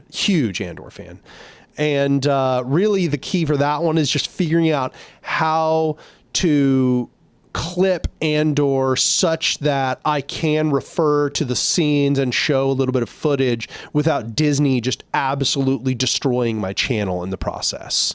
So I don't know what that looks like. If anybody knows anyone that kind of has some expertise on how to navigate those copyright issues, because it is a Disney show, okay? Disney owns that copyright, and that just seems so sketch. I don't really know if I would be able to do that. So that's what I would try to do. I think that if I were going to do one, it would be an Andor analysis. I think I would really enjoy doing an Andor analysis.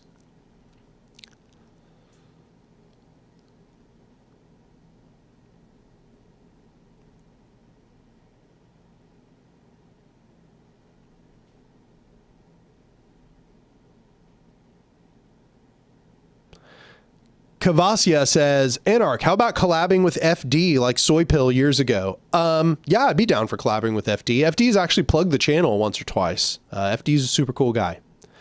But I don't know what our collaboration would look like. Might be interesting, but I don't have an idea in mind for what we would do. Thanks for coming, Johnny GZZ. You asked some good questions. Talk to you soon.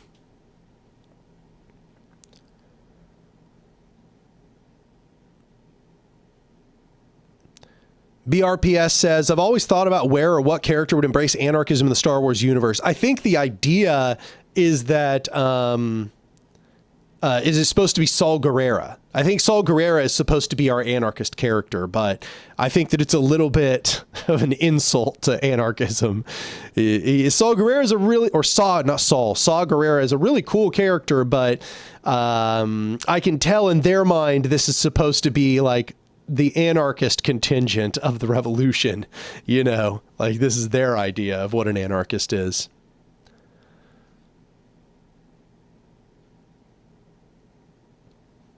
Velarama says, analyzing Dune can also be very interesting. The whole no heroes background that Herbert even wrote about himself in Dune Genesis is interesting.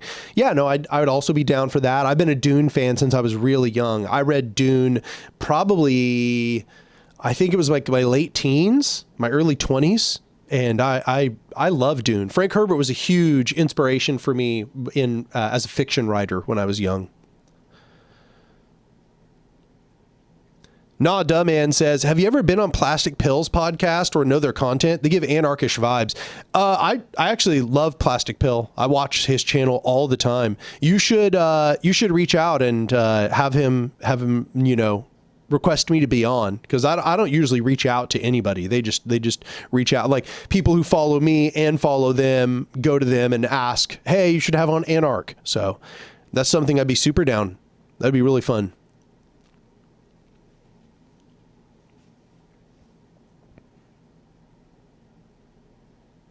Project Psycho says, would you ever collab with Solar Punk Alana? I'm not familiar with them.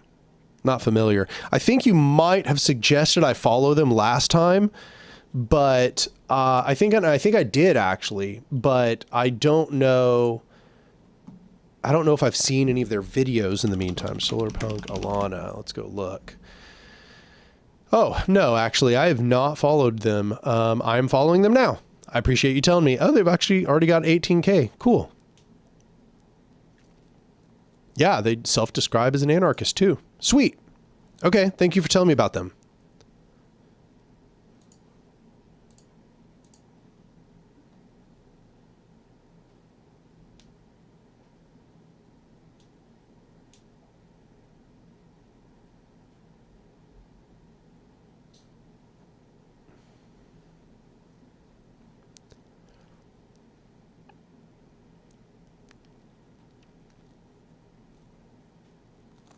Clatari says Lucky Black Cat would be a good collaboration. Yeah, Lucky Black Cat is awesome. I feel bad for her because it seems like she's doing almost everything right, but her work is just not catching in the algorithm for some reason. And it's a shame because she's done so much good quality stuff.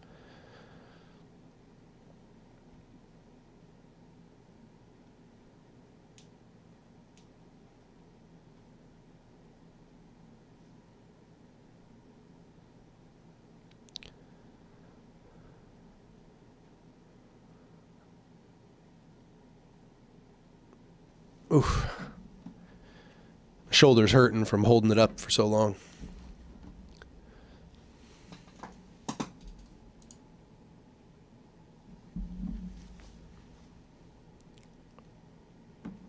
Oh, I just see Murray in the background. Little Murray back there. Little baby.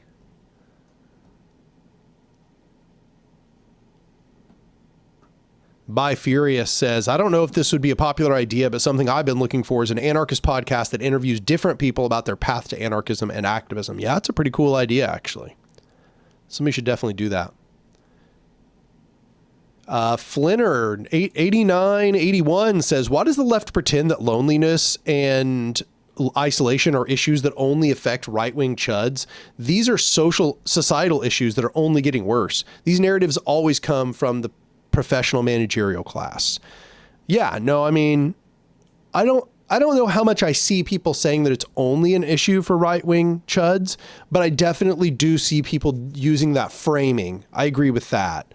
That like, you know, people are lonely and isolated because they're right-wingers and, you know, obviously people hate them because they're right-wingers. Yeah, I definitely see people saying that, but I think that a lot of people do recognize that loneliness and isolation are a much broader phenomena. You know, I think that a lot of people do recognize this is something that affects like everybody.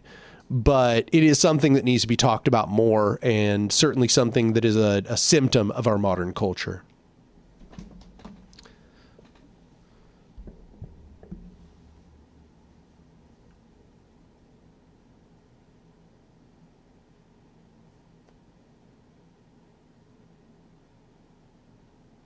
Sifek Sifection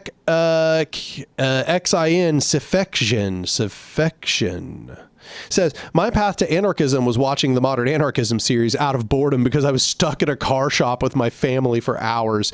Nice. Okay. So bureaucracy is good sometimes because that, you know, bureaucracy, the boredom of bureaucracy is the reason why you watched a Modern Anarchism.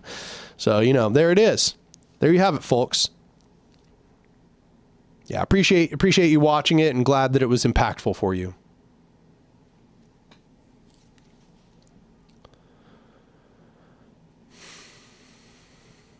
Victorious Gardenosaurus says, the built environment literally separates people. Yes, exactly.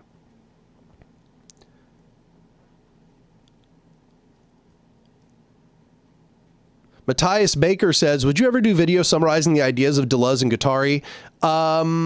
I don't think that I am enough of an expert to do that. However, I am very interested in them, and I've certainly watched a lot of videos talking about their ideas, and I've kind of skimmed through some of their work. I've read Postscript on Societies of Control, which is apparently their easiest to understand. And it was relatively easy to understand. I've read excerpts and stuff, but I think that I would want to have read some substantive portion of their work before I made such a video.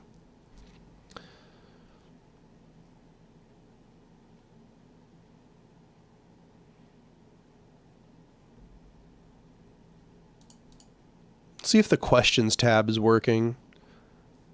No, the questions tab is like totally borked. It's really weird. I wonder why that is. Yeah, it just stopped working for some reason.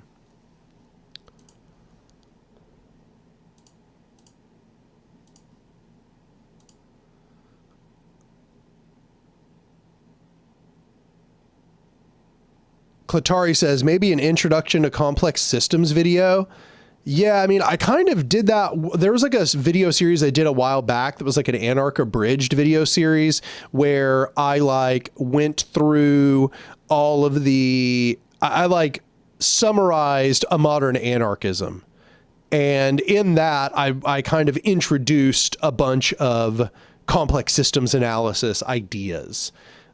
So that was one attempt to do so. Those videos somehow just disappeared and nobody remembers them. I have no idea why, but those just did so poorly. And it's unfortunate because those are much easier. If people wanted to understand a modern anarchism, that's a really good place to go to just kind of get a summary of what I'm talking about with the modern anarchism. I don't know why people didn't enjoy those.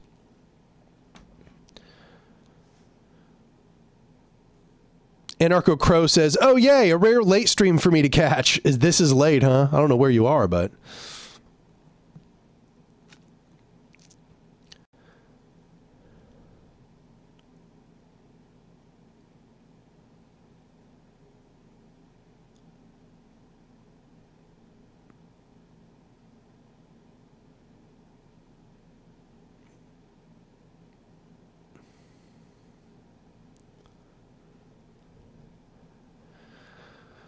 Oh.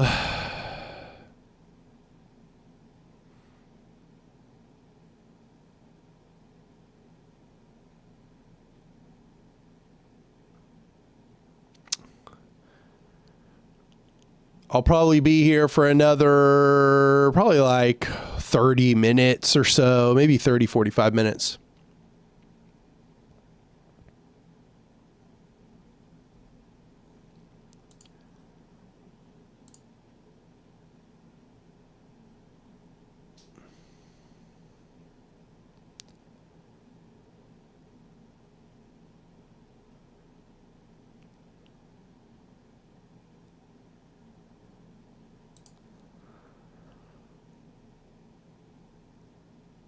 I actually love that I have watchers all over the world. It's great. Maybe I'll alternate between doing early streams and late streams on these Fridays. Because yeah, for people that didn't hear, I'm going to be doing live streams every other week now.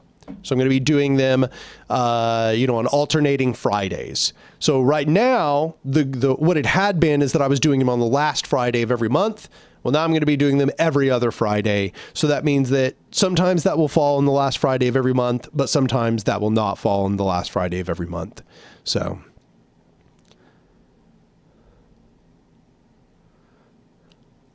Yeah, because there was a certain point where I felt like I was worried that live streams would themselves become kind of a perverse incentive. I haven't found that that's the case. I think that they could if I did them in just a certain way, but I don't think that they've become a perverse incentive. I think that they've just kind of helped keep continuity in the channel. It helps me produce content, low effort content in between my bigger video essays and high effort videos. So yeah, I'll definitely be increasing the rate that I do the live streams. Anark Hassan pipeline. Oh my God, Jesus. I don't think I could do that man's schedule.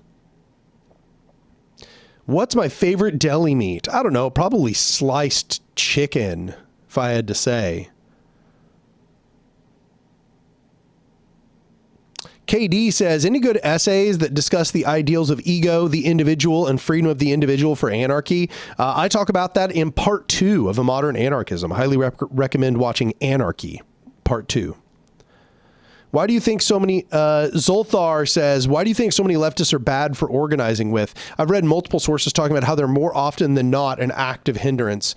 I think that a lot of leftists don't really even know what the goal of organizing is. A lot of leftists think that the goal of organizing is just to get together as many other radical leftists as possible and then organize like lunches and meetups of other radical leftists. And that is not what organizing is about. Organizing is about organizing the people to develop their power so that they can then create leverage over the state and capital and other systems and other social structures so that they can change the conditions of society, so that they can extract demands, so that they can build their power iteratively. And a lot of leftists seem to think that it's all about just planning the next protest or planning the next get together. Those things aren't bad. Don't get me wrong. Those things are part of an ecosystem of resistance. But a lot of leftists seem to think that's all that really matters. And so what they do is they become very siloed. They become very caught up in sort of like interfactional disputes, and they forget that the whole point is to organize the people, not to organize other organizers. And that leads to this sort of navel-gazing, confused outlook. Whereas when you organize with the people, you are constantly put in a position where you have to recognize how your views interact with the real world, what it really looks like when they touch down in the lives of real people. Then you will begin to discover what it looks like to build power.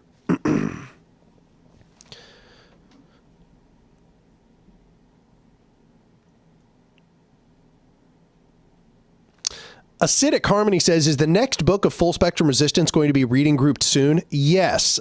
We will probably stay on hiatus until the 15th. So the beginning of the next reading group for Cooperation Tulsa, the organizer education group, will be on the 15th. That's the plan.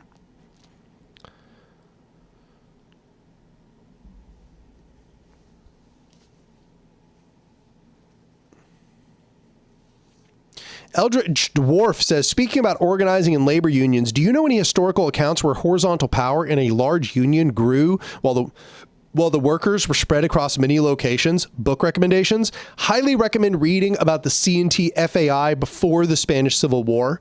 So I recommend like reading a bunch of books, like look for books about the C&T FAI. I think one of the most famous ones is The Anarchist Collectives by Sam Dolgoff. Also, Murray Bookchin wrote about this as well. There's that one. Let's see here. It's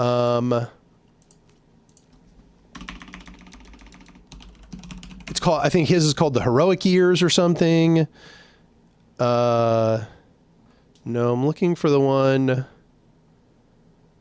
Okay, Murray Bookchin did one. Okay. The Bookchin, C&T FAI. I haven't read this one, but I've heard it's good. It's called, I think it's just called The Spanish Anarchists. Yeah, it's called The Spanish Anarchists, The Heroic Years. I have not read it, but it seems like it's really good.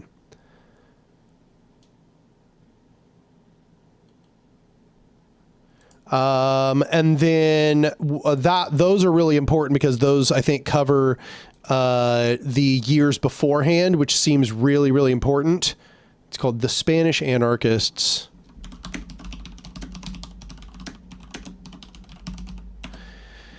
And then if you want to kind of learn about the Civil War, there's this one that's called Anarchism and Workers' Self-Management in Revolutionary Spain by Mintz. That one I've never found online, but I'm sure you can buy a copy. Yeah. Booty Broth says, when is your book releasing? It'll be releasing winter of this year. So I don't have the exact date yet, but I think I'm going to ask them if I can get an exact date as soon as possible. Oh, I also just want to remind people that A Modern Anarchism is going to be published as a complete book. It is currently able to be pre-ordered. And let's see here. I would like to highly suggest people go and pre-order A Modern Anarchism, because the more pre-orders that A Modern Anarchism gets, the more they're going to want to devote publishing resources to promoting the book and doing a big print run and getting it in as many shops as possible, and possibly, you know, giving me some kind of stipend to go around and talk about the book and to promote it. So please pre-order the book. If you enjoy the work that I'm doing on this channel and you really want to see my work get out there into the world, please go pre-order copies of A Modern Anarchism. And the book, I do believe, will be available in other markets not too terribly long, but I see that it's also on Amazon. If people wanted to order it through Amazon, obviously the best thing is to order it through PM Press. But yeah, you know, just want to note that it's like all over the place. And you know, you can order it in a variety of different ways. Here, it looks like they are saying that they are going to release the paperback October 27th of 2026. So yeah, it is currently $24. Please go order copies of A Modern Anarchism. Pre-order the A Modern Anarchism. Is the pre-order available in Europe? My impression is that if it's not yet, it will be. I am going to, let's see here.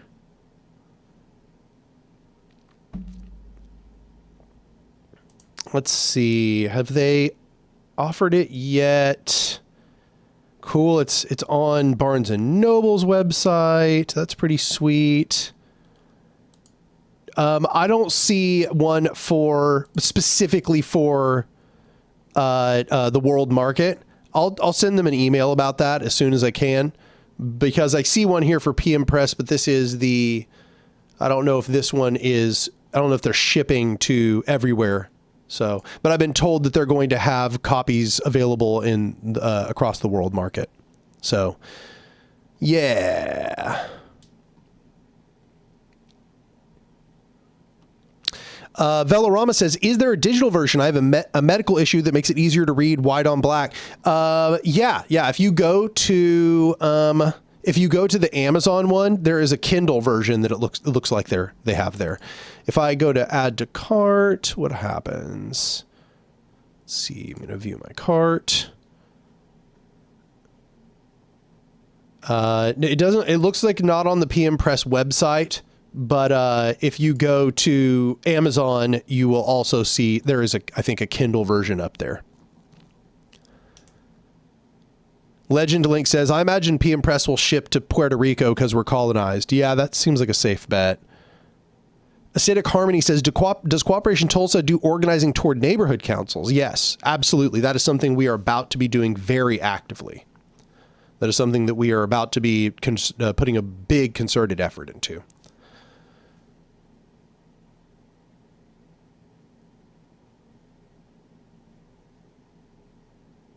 Ah, dang, it can't go to Canada, huh?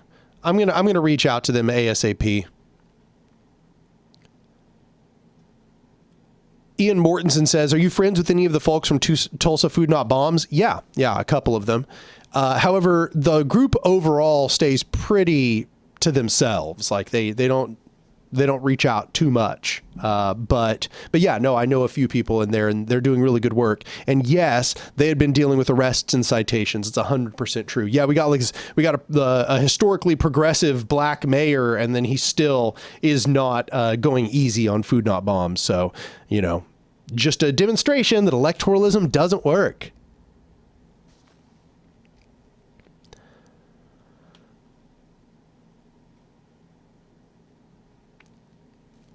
Anyway, give me just a second. I think we are coming around to the end of the live stream.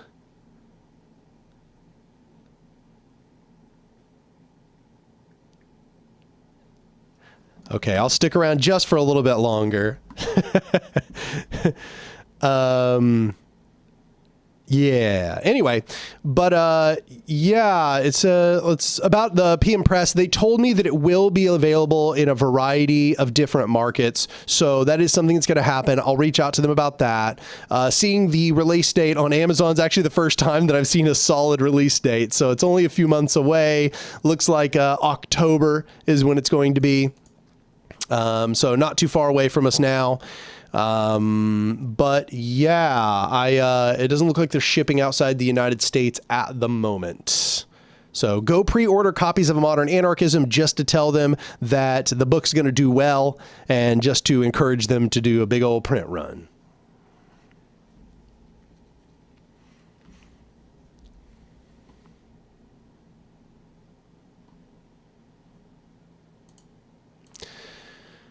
But yeah, no, I'm also going to be going to the Dallas-Fort Worth Anarchist Book Fair. I'll probably be doing a talk there about a modern anarchism and how it applies to Cooperation Tulsa. I've been invited to come speak in Vermont. Let's see here. Let me see if I can find it. I've been invited to come speak with the Institute for Social Ecology in Vermont on August 28th through the 30th. However, I will not be able to purchase my own ticket, so that will be reliant on them being able to give me a stipend for a plane ticket.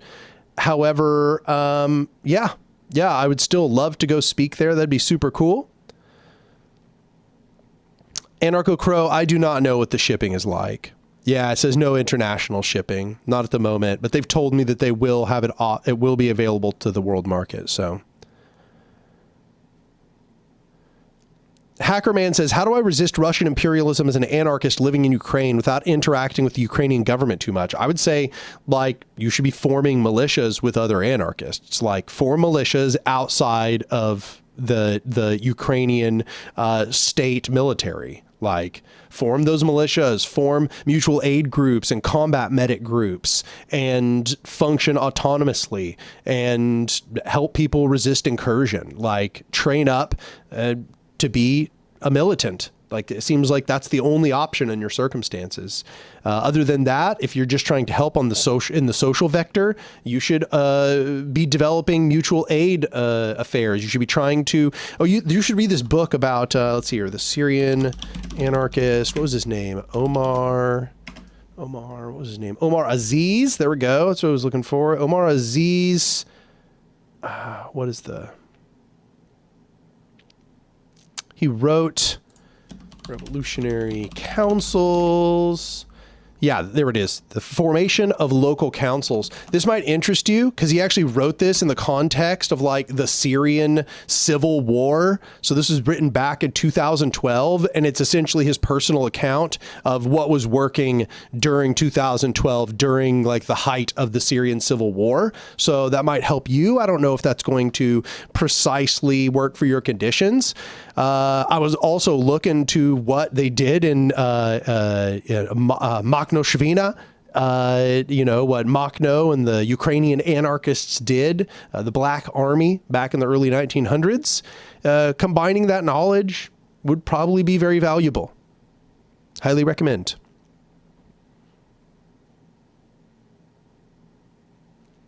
Acidic Harmony says, very interested in learning from that process of trying to organize neighborhood councils, but don't live in Oklahoma. Hope we can get insights through the video channels. Don't you worry. That is absolutely something that I'm going to report back about.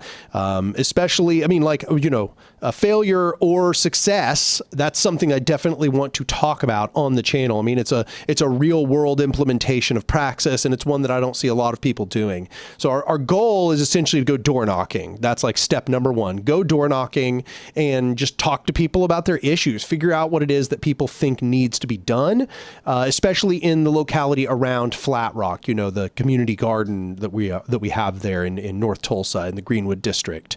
So that's our plan. We're essentially going to go and just talk to people at their front doors and figure out what issues affect them. And then we are going to start making calls to organize general assemblies where they get together and they talk about those same issues together. So that's the plan. And then we think that once those assemblies start coming together and people start developing a common interest, then it will be easier to begin forming more permanent, formal neighborhood councils. It might interest you if you want to know a previous example, though. It's called Let Our Motto Be Resistance by, or Let Your Motto by Kali Akuno. Let Your Motto Be Resistance. Here we go. Yeah, Kali Akuno, back in 2013, wrote a handbook about organizing new African and oppressed communities for self-defense, but it also just kind of generally has a really good overarching a set of concepts about how to organize people into like general assemblies and stuff like that, or block committees as they're calling them. Highly recommend reading that. It has all kinds of good insights, and I pulled a lot from it when I wrote the Constructing the Revolution series as well.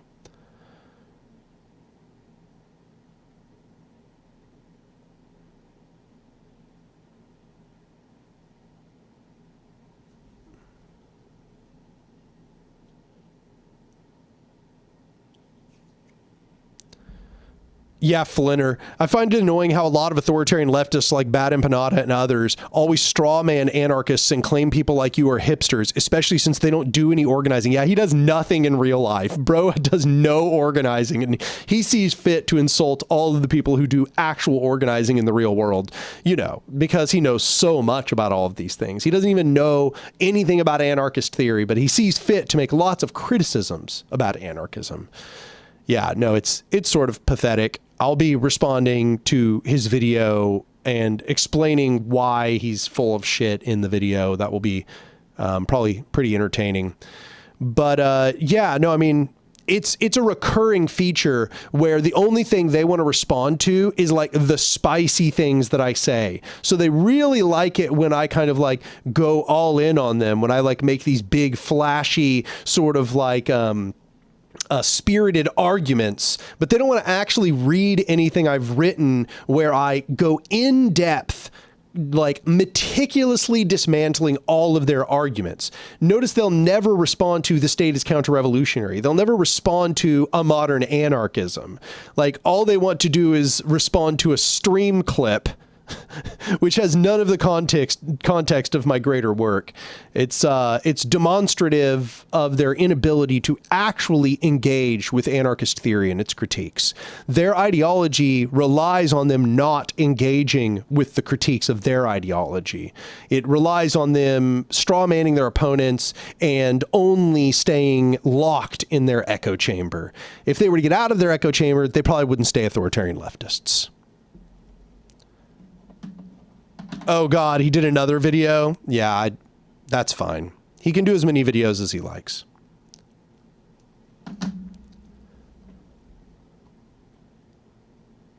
It's funny though, I mean, his channel's a lot bigger than mine, so he can do as many videos as he likes. All it does is it pushes people to me in the algorithm.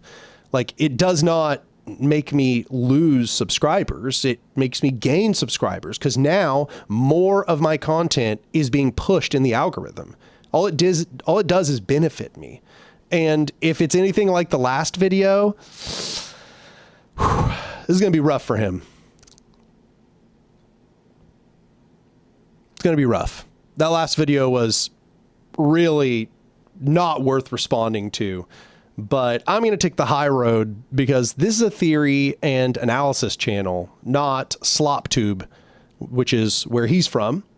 And we're just going to demonstrate the contrast between the two. Bad Hitler. Yeah. Bro is like completely enveloped with white supremacists in his community. His community is crawling with crypto fascists.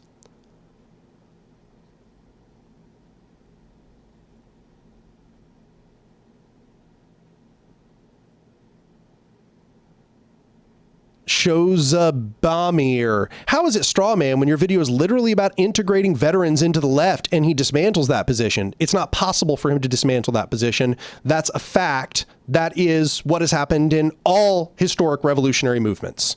That is just a prerequisite of a successful revolutionary movement. No revolutionary movement has ever succeeded without the integration of veterans. Veterans who are disaffected from their time in the military are always present in a revolutionary movement. And if they're not, the revolutionary movement always fails 100% of the time. So there's no way for him to dismantle that other than to have a hissy fit about how he doesn't like veterans. It's understandable if he doesn't like people who are in the military who are bought in. That's understandable. I feel the same way. But obviously the veterans who are going to be part of the movement are those who are disaffected from their position in the military. If they weren't, they wouldn't be part of our movement. So yeah, there's nothing he could say. There's not a possible argument to produce against that, unless he just doesn't know what he's fucking talking about, which is what I suspect, because he doesn't do any organizing. He has no real life experience. He doesn't know what it's like to actually have to interact with real people on the ground and organize things together that make an impact. If he doesn't like veterans being part of the movement, he really should not read about what led to the USSR, because that movement was crawling with veterans from World War I, who, might I add, were certainly not on the right side of that conflict and who were themselves engaged in imperialist conquest. And yet they were part of the movement. In fact, the disaffected veterans of imperialist conquest have been involved in every anti-imperialist movement in history. That's just how it works. And the ones where they haven't been didn't succeed. So yeah, I haven't even watched the video, but I can just tell you ahead of time, he's wrong. And he's probably coming from a moralist pearl clutching position, if I had to guess. He has no actual, like, practical position to argue.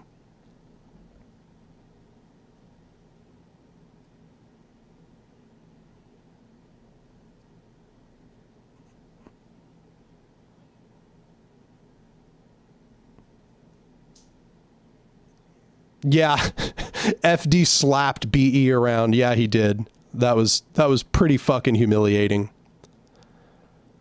But then again, that assumes that Bad Empanada has any ability to introspect, any ability to recognize when he has been proved wrong, because he's an egomaniac. So he has no recognition of when he looks like a fool. That's not possible for him. He doesn't have the capability to recognize his own flaws. Yeah, it's funny. This guy here is calling Aaron Bushnell a fascist.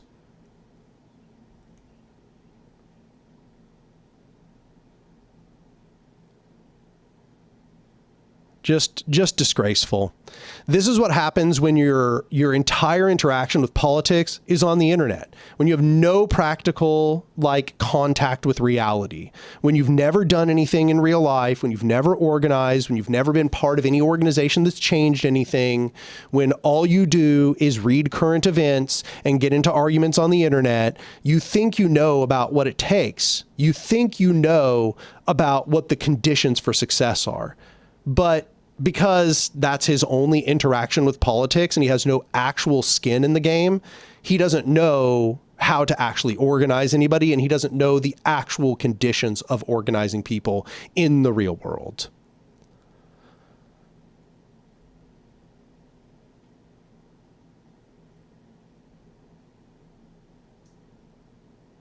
Freestyle Skate says, I'm starting to think online third worldists are just hiding behind anti-Black American sentiment because many of them are just blatantly racist. Yeah, I mean, the third worldists are quickly merging with all kinds of factions of, like, clearly crypto-fascist, sort of like, yeah, I mean, that's what it is. It's crawling with crypto-fascists. Like, anytime that I insult Bad Empanada on Twitter, like, all of Hitler's strongest soldiers show up. It's really pathetic, to be honest. And it demonstrates what kind of audience that he's cultivating. He doesn't give a shit about the third world. He just cares about being an edgy child who just wants everybody's attention. That's his entire goal. He doesn't hold any positions. He doesn't give a shit about you. He doesn't give a shit about any of the issues. He's an opportunist. He's a charlatan.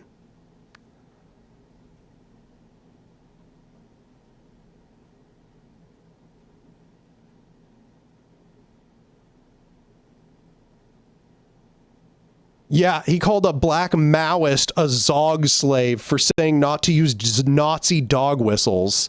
Yeah, no, if he were in America, he would join, I say he would join the ACP, but the ACP actually exists in the real world, and Bad Empanada would never leave his house. So he probably wouldn't even join the ACP. He would, however, be standing for the ACP super hard because they basically have his same politics.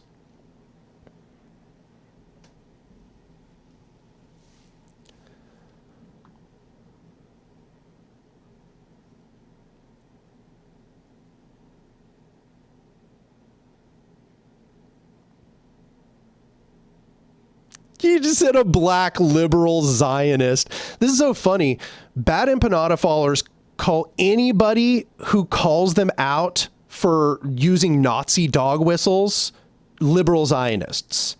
It's crazy how they'll be saying all kinds of stupid nonsense in response to like me on Twitter and stuff. And then literal fascists will be like, yeah, bro, we agree. Like they're like jumping in like dudes who are literally talking about like national syndicalism and like standing for Mussolini and stuff will be like, yeah, you tell them, bro, the Jews control the world. Like they are directly integrated with white supremacists. Their echo chambers have a deep overlap with fascist echo chambers and ACP as well.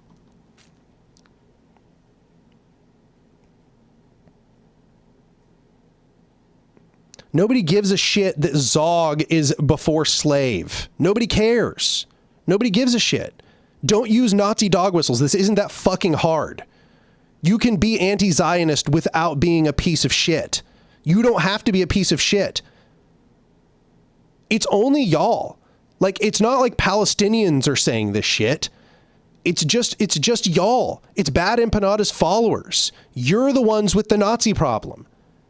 This isn't a broad issue. This shit wasn't a problem before Bad Empanada started using fascist dog whistles all the time. There was not this overlap in the anti-Zionist movement. The pro-Palestinian movement didn't have this problem until y'all started doing this shit. Now, every time y'all come around, you bring fascists with you. Every single fucking time. And you expect everybody to look at you charitably? You are rubbing elbows with fascists. You are enabling fascists. You are giving them, you are promoting their talking points. You think anybody's going to be charitable towards you? You do not belong on the left. Get the fuck out. We don't need you. Anti-Zionists on the ground don't talk like y'all. People who are doing actual work in the real world don't talk like y'all. You are the weirdos. You do not represent the pro-Palestinian movement. You do not represent anti-Zionism. You are a tiny niche sub-community that has a huge overlap now with white nationalists. You do not get a pass. You are doing this to yourselves. And Bad Empanada is doing it on purpose because he just cares about controversy. He doesn't give a shit about the issues. He's not, the anti-Zionism's strongest soldier. He doesn't give a fuck about you, and you are falling for it. You are fucking dupes. Dupes. Wake the fuck up. Why are you rubbing elbows with fascists and you're convincing yourself that you are the principled anti-imperialists? There are plenty of anti-imperialists and campists, might I add, who don't say any of the shit y'all say. Why the fuck are you spouting Nazi dog whistles? Why the fuck do every time that you come around, fascists come around? It's not acceptable. There's no argument you're going to fucking make that's going to make it okay. You're not welcome. You're not welcome in the same way fascists are not welcome. Do you understand? If people that talked like y'all talk came into any real leftist space in the real world that was not like an ACP space or something, you would be kicked the fuck out. No actual pro-Palestinian movement would have y'all. You are not to be trifled with. We don't want you. You are an impediment.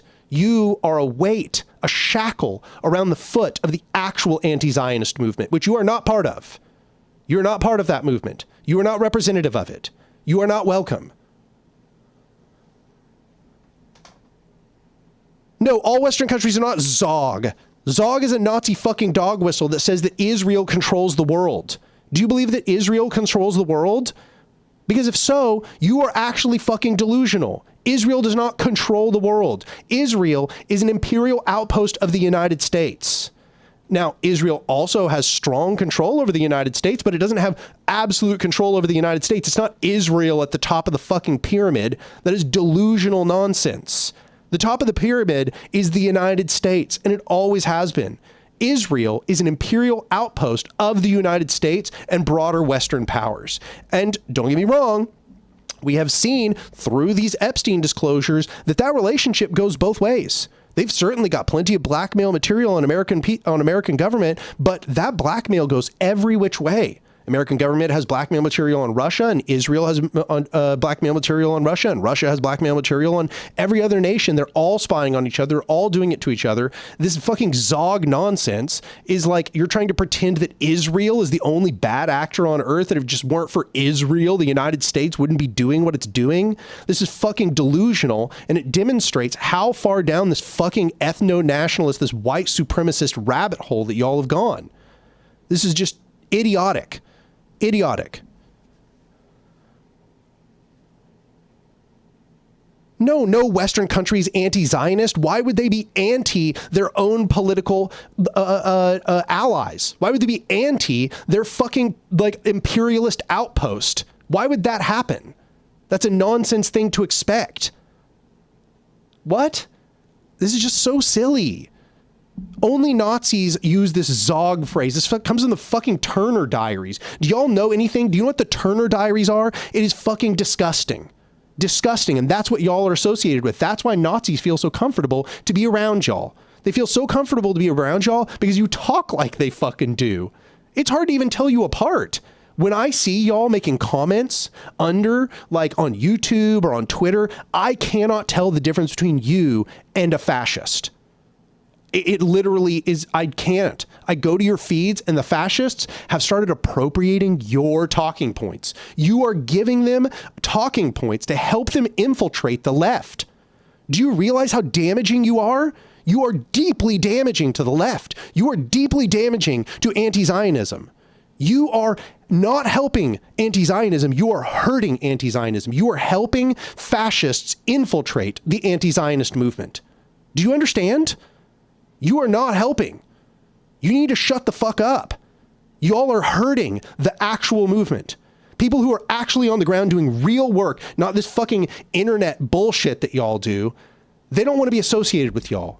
They don't want your toxic rhetoric to damage the actual valorous cause of anti-Zionism. And y'all need to wake the fuck up fast because you are not welcome in those spaces. They do not want to associate with you.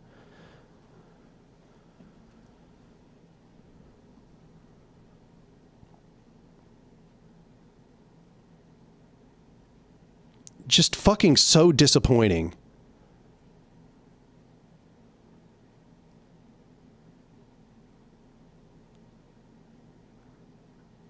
Why are you talking about FD signifier? The FD signifier isn't going around spreading Nazi dog whistles. How is this a comparison to you? Okay? You've got, on one hand, a person and his audience who literally is regurgitating fucking white nationalist talking points. And then on the other hand, you have a guy who rationally calls out anti-Semitism when it occurs.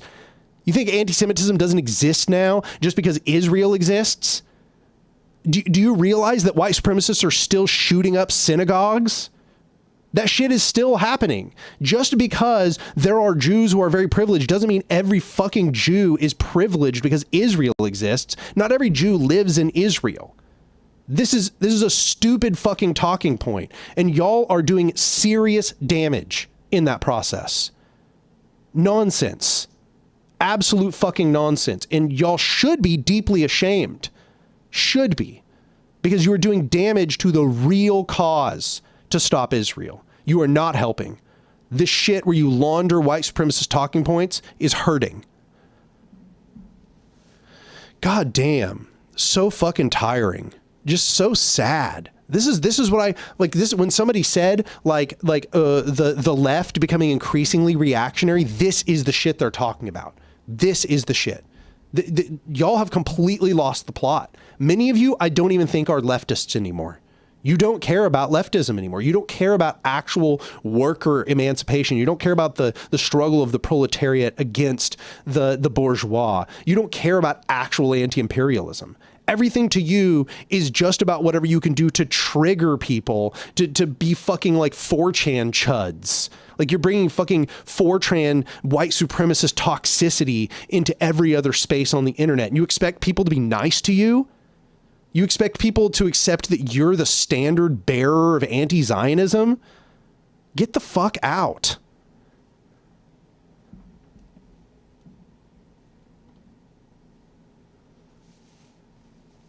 I've met so many Jews who are outraged at what Israel is doing. I've met so many anti-Zionist Jews. Those people are materially putting their lives on the line, materially doing things to stop or to harm Zionism. People who are actually doing things to help Palestine, who are in deep coalitions with people who are organizing against Zionism. And your fucking anti-Semitic bullshit is not helping. Okay, it does not help to put those people at risk because you just decided that now, in order to fight against Israel, you have to actually be an anti-Semite. I fucking despise that y'all are actually vindicating all these empty, dumbass liberal talking points that anti-Zionism is actually anti-Semitism. Because you know what? Anti-Zionism is not anti-Semitism, but y'all, you are actually anti-Semites. That's the fucking most revolting fucking part. Okay, you don't have to be an anti-Semite to be an anti-Zionist, but y'all are. Thanks for proving the liberals right. Good job. Fucking assholes.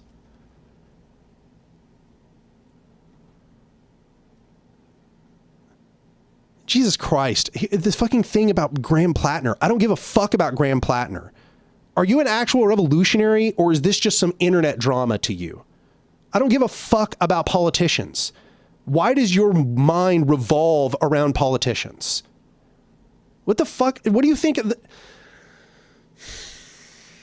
You came into a fucking anarchist live stream to talk to me about politicians. Do you think I give a shit about Graham Plattner? I don't give a fuck. I don't give a fuck. Why are you here talking about Graham Plattner? I didn't say, did I say most veterans despise war? I never fucking said that. Many veterans do. And I've organized with many veterans who do despise war. And there are many. There are many veterans who are doing the right thing. Have y'all done anything material in the real world? Or do you just talk shit on the internet? Have you ever organized anything in the real world? Because if you did, if you touched down in reality, if you fucking touched grass, you would realize that you are not welcome. And the shit you're saying would fucking get you kicked out of these spaces so fast. So fast. What veteran question?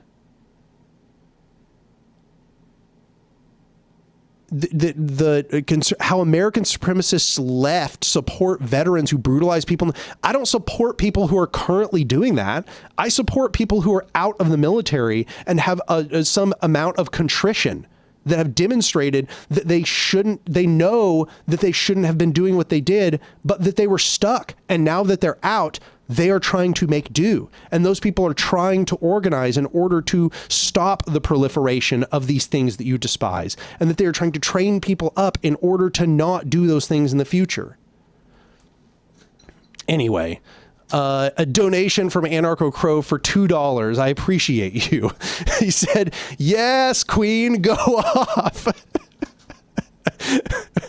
Anyway, I was going to continue live streaming until my partner showed up. My partner has showed up, being very beautiful and wonderful. And I am going to myself go touch grass. That's what I'm going to do.